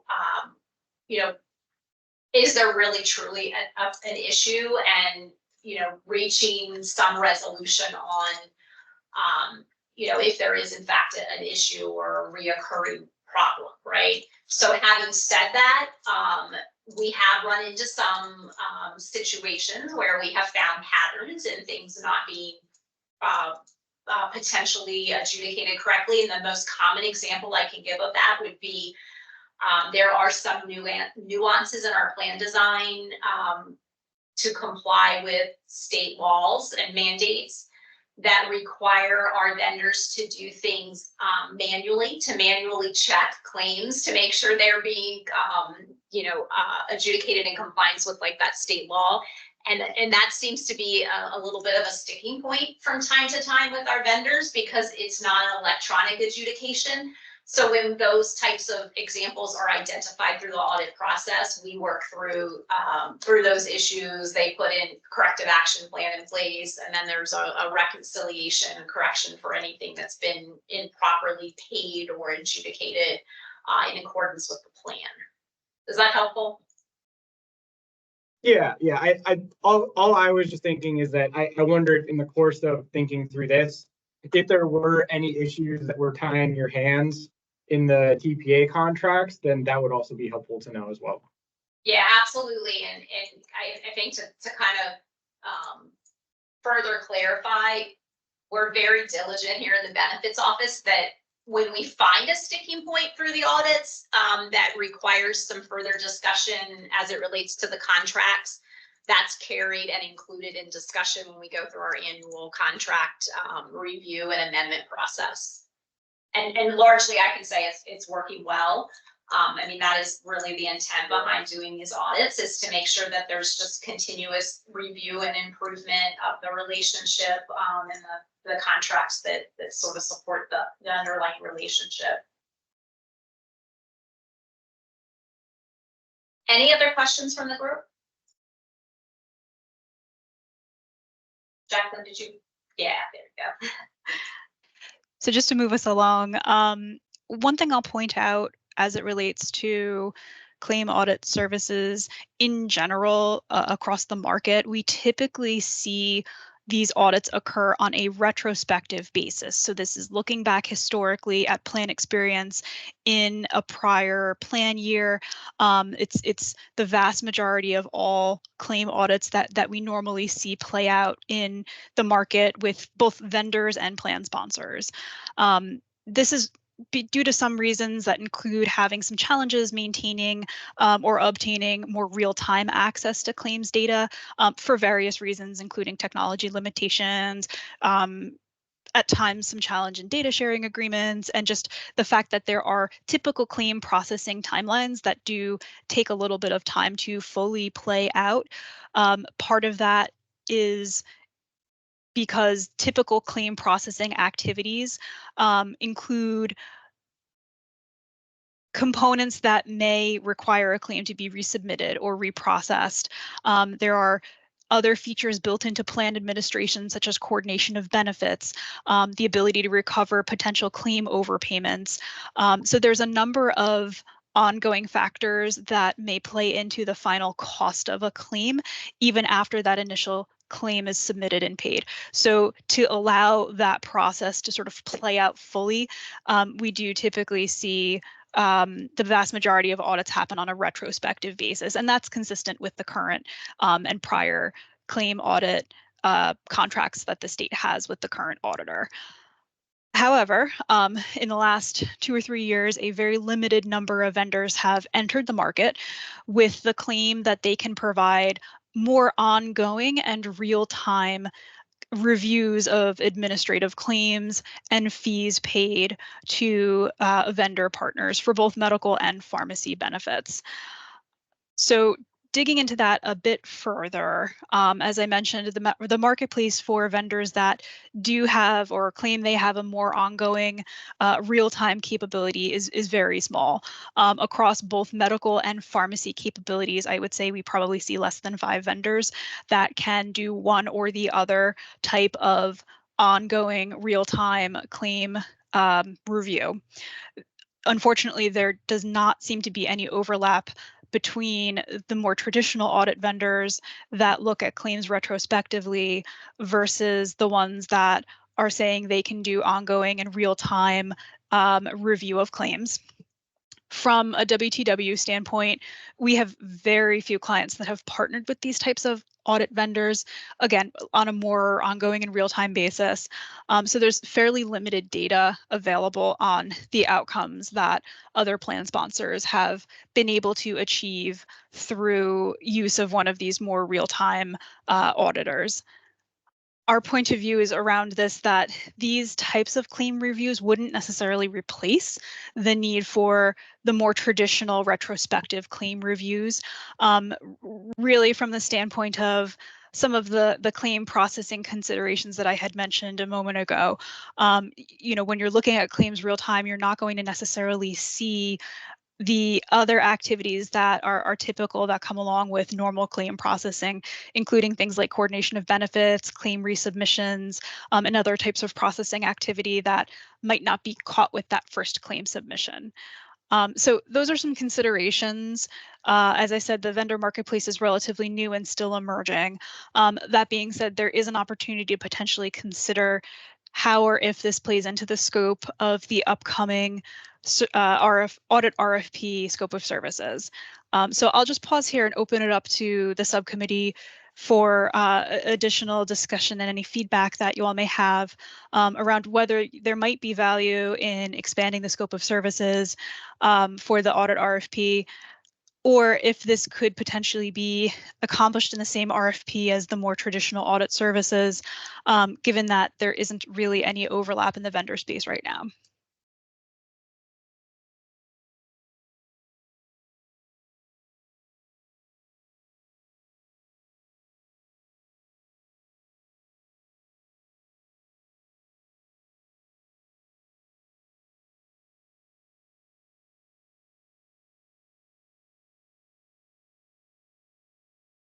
Matt. Quick question. I was just curious, and I just stepped aside, so I apologize if you went over this. What do we know, like big picture about like the type of ROI that these kinds of audit firms are able to produce? Like how, like what kind of dollars are they finding? Yeah, a big picture, and again, because there's limited experience with a limited number of vendors in this space that do these more ongoing real-time audits. I can only speak anecdotally at this point, Matt, but I would say that there's been some real challenges in realizing any meaningful ROI once you start peeling back the layers of the findings that are produced. I think there could be some questions about the ability to implement some of the findings. And I think as we've seen the results play out with, again, anecdotally, there's been real, some limitations in the ability to achieve any meaningful ROI from some of the early outcomes that we've seen coming out of, again, the very few instances that we've had an opportunity to observe.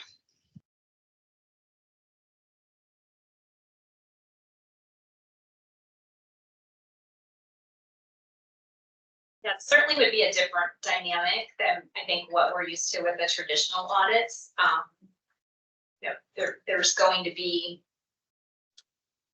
the process, I think, would be much more aggressive if there was an ROI, particularly if there's an ROI guarantee at stake, right? That it almost feels like it might be somewhat of a fishing expedition to try to find something that's wrong to recover so that there's a bigger payoff potentially for the audit vendor. So certainly some things I think that we need to think about. I would just ask the subcommittee members, to give some thought and reflect on the discussion. I know we went through it rather quickly, but we are going to continue. This topic will be on the July agenda as well for continued discussion. If you have thoughts between now and then, feel free to share them with myself and Stephanie, and we'll incorporate them into next month's discussion. All right, I know we are a bit past 12. I appreciate folks staying on. This is sort of the downside of consolidating the meetings. Do we have any other business we want to bring forward before we move to public comment? Just a reminder, many of these topics will be on next month's agenda as well. We'll continue the discussion. Thanks everyone for your participation this morning and adjustments for those of you that would have normally met with us in the afternoon. That said, we'll move to public comment. Carol, do we have anyone that's pre-registered? No, so we don't have anyone that is pre-registered. Is there anyone that's logged in virtually that would like to make a public comment today? Anyone? If you're logged in over the phone, you can hit *5 to raise your hand. Anybody? All right. All quiet from our public participants. So I think with that, we'll entertain a motion to adjourn. Mrs. Burt, So so moved. moved. Burton, I think, was that the treasurer in a second, or Laura? Laura. Laura. All right, all in favor? Aye. Aye. Aye. All right, thanks, everyone. Look for the updated meeting invite for July, and maybe we'll see you next Monday at SABC, 2:00. Thanks, Faith. Thank you, everyone. Bye-bye. Thanks.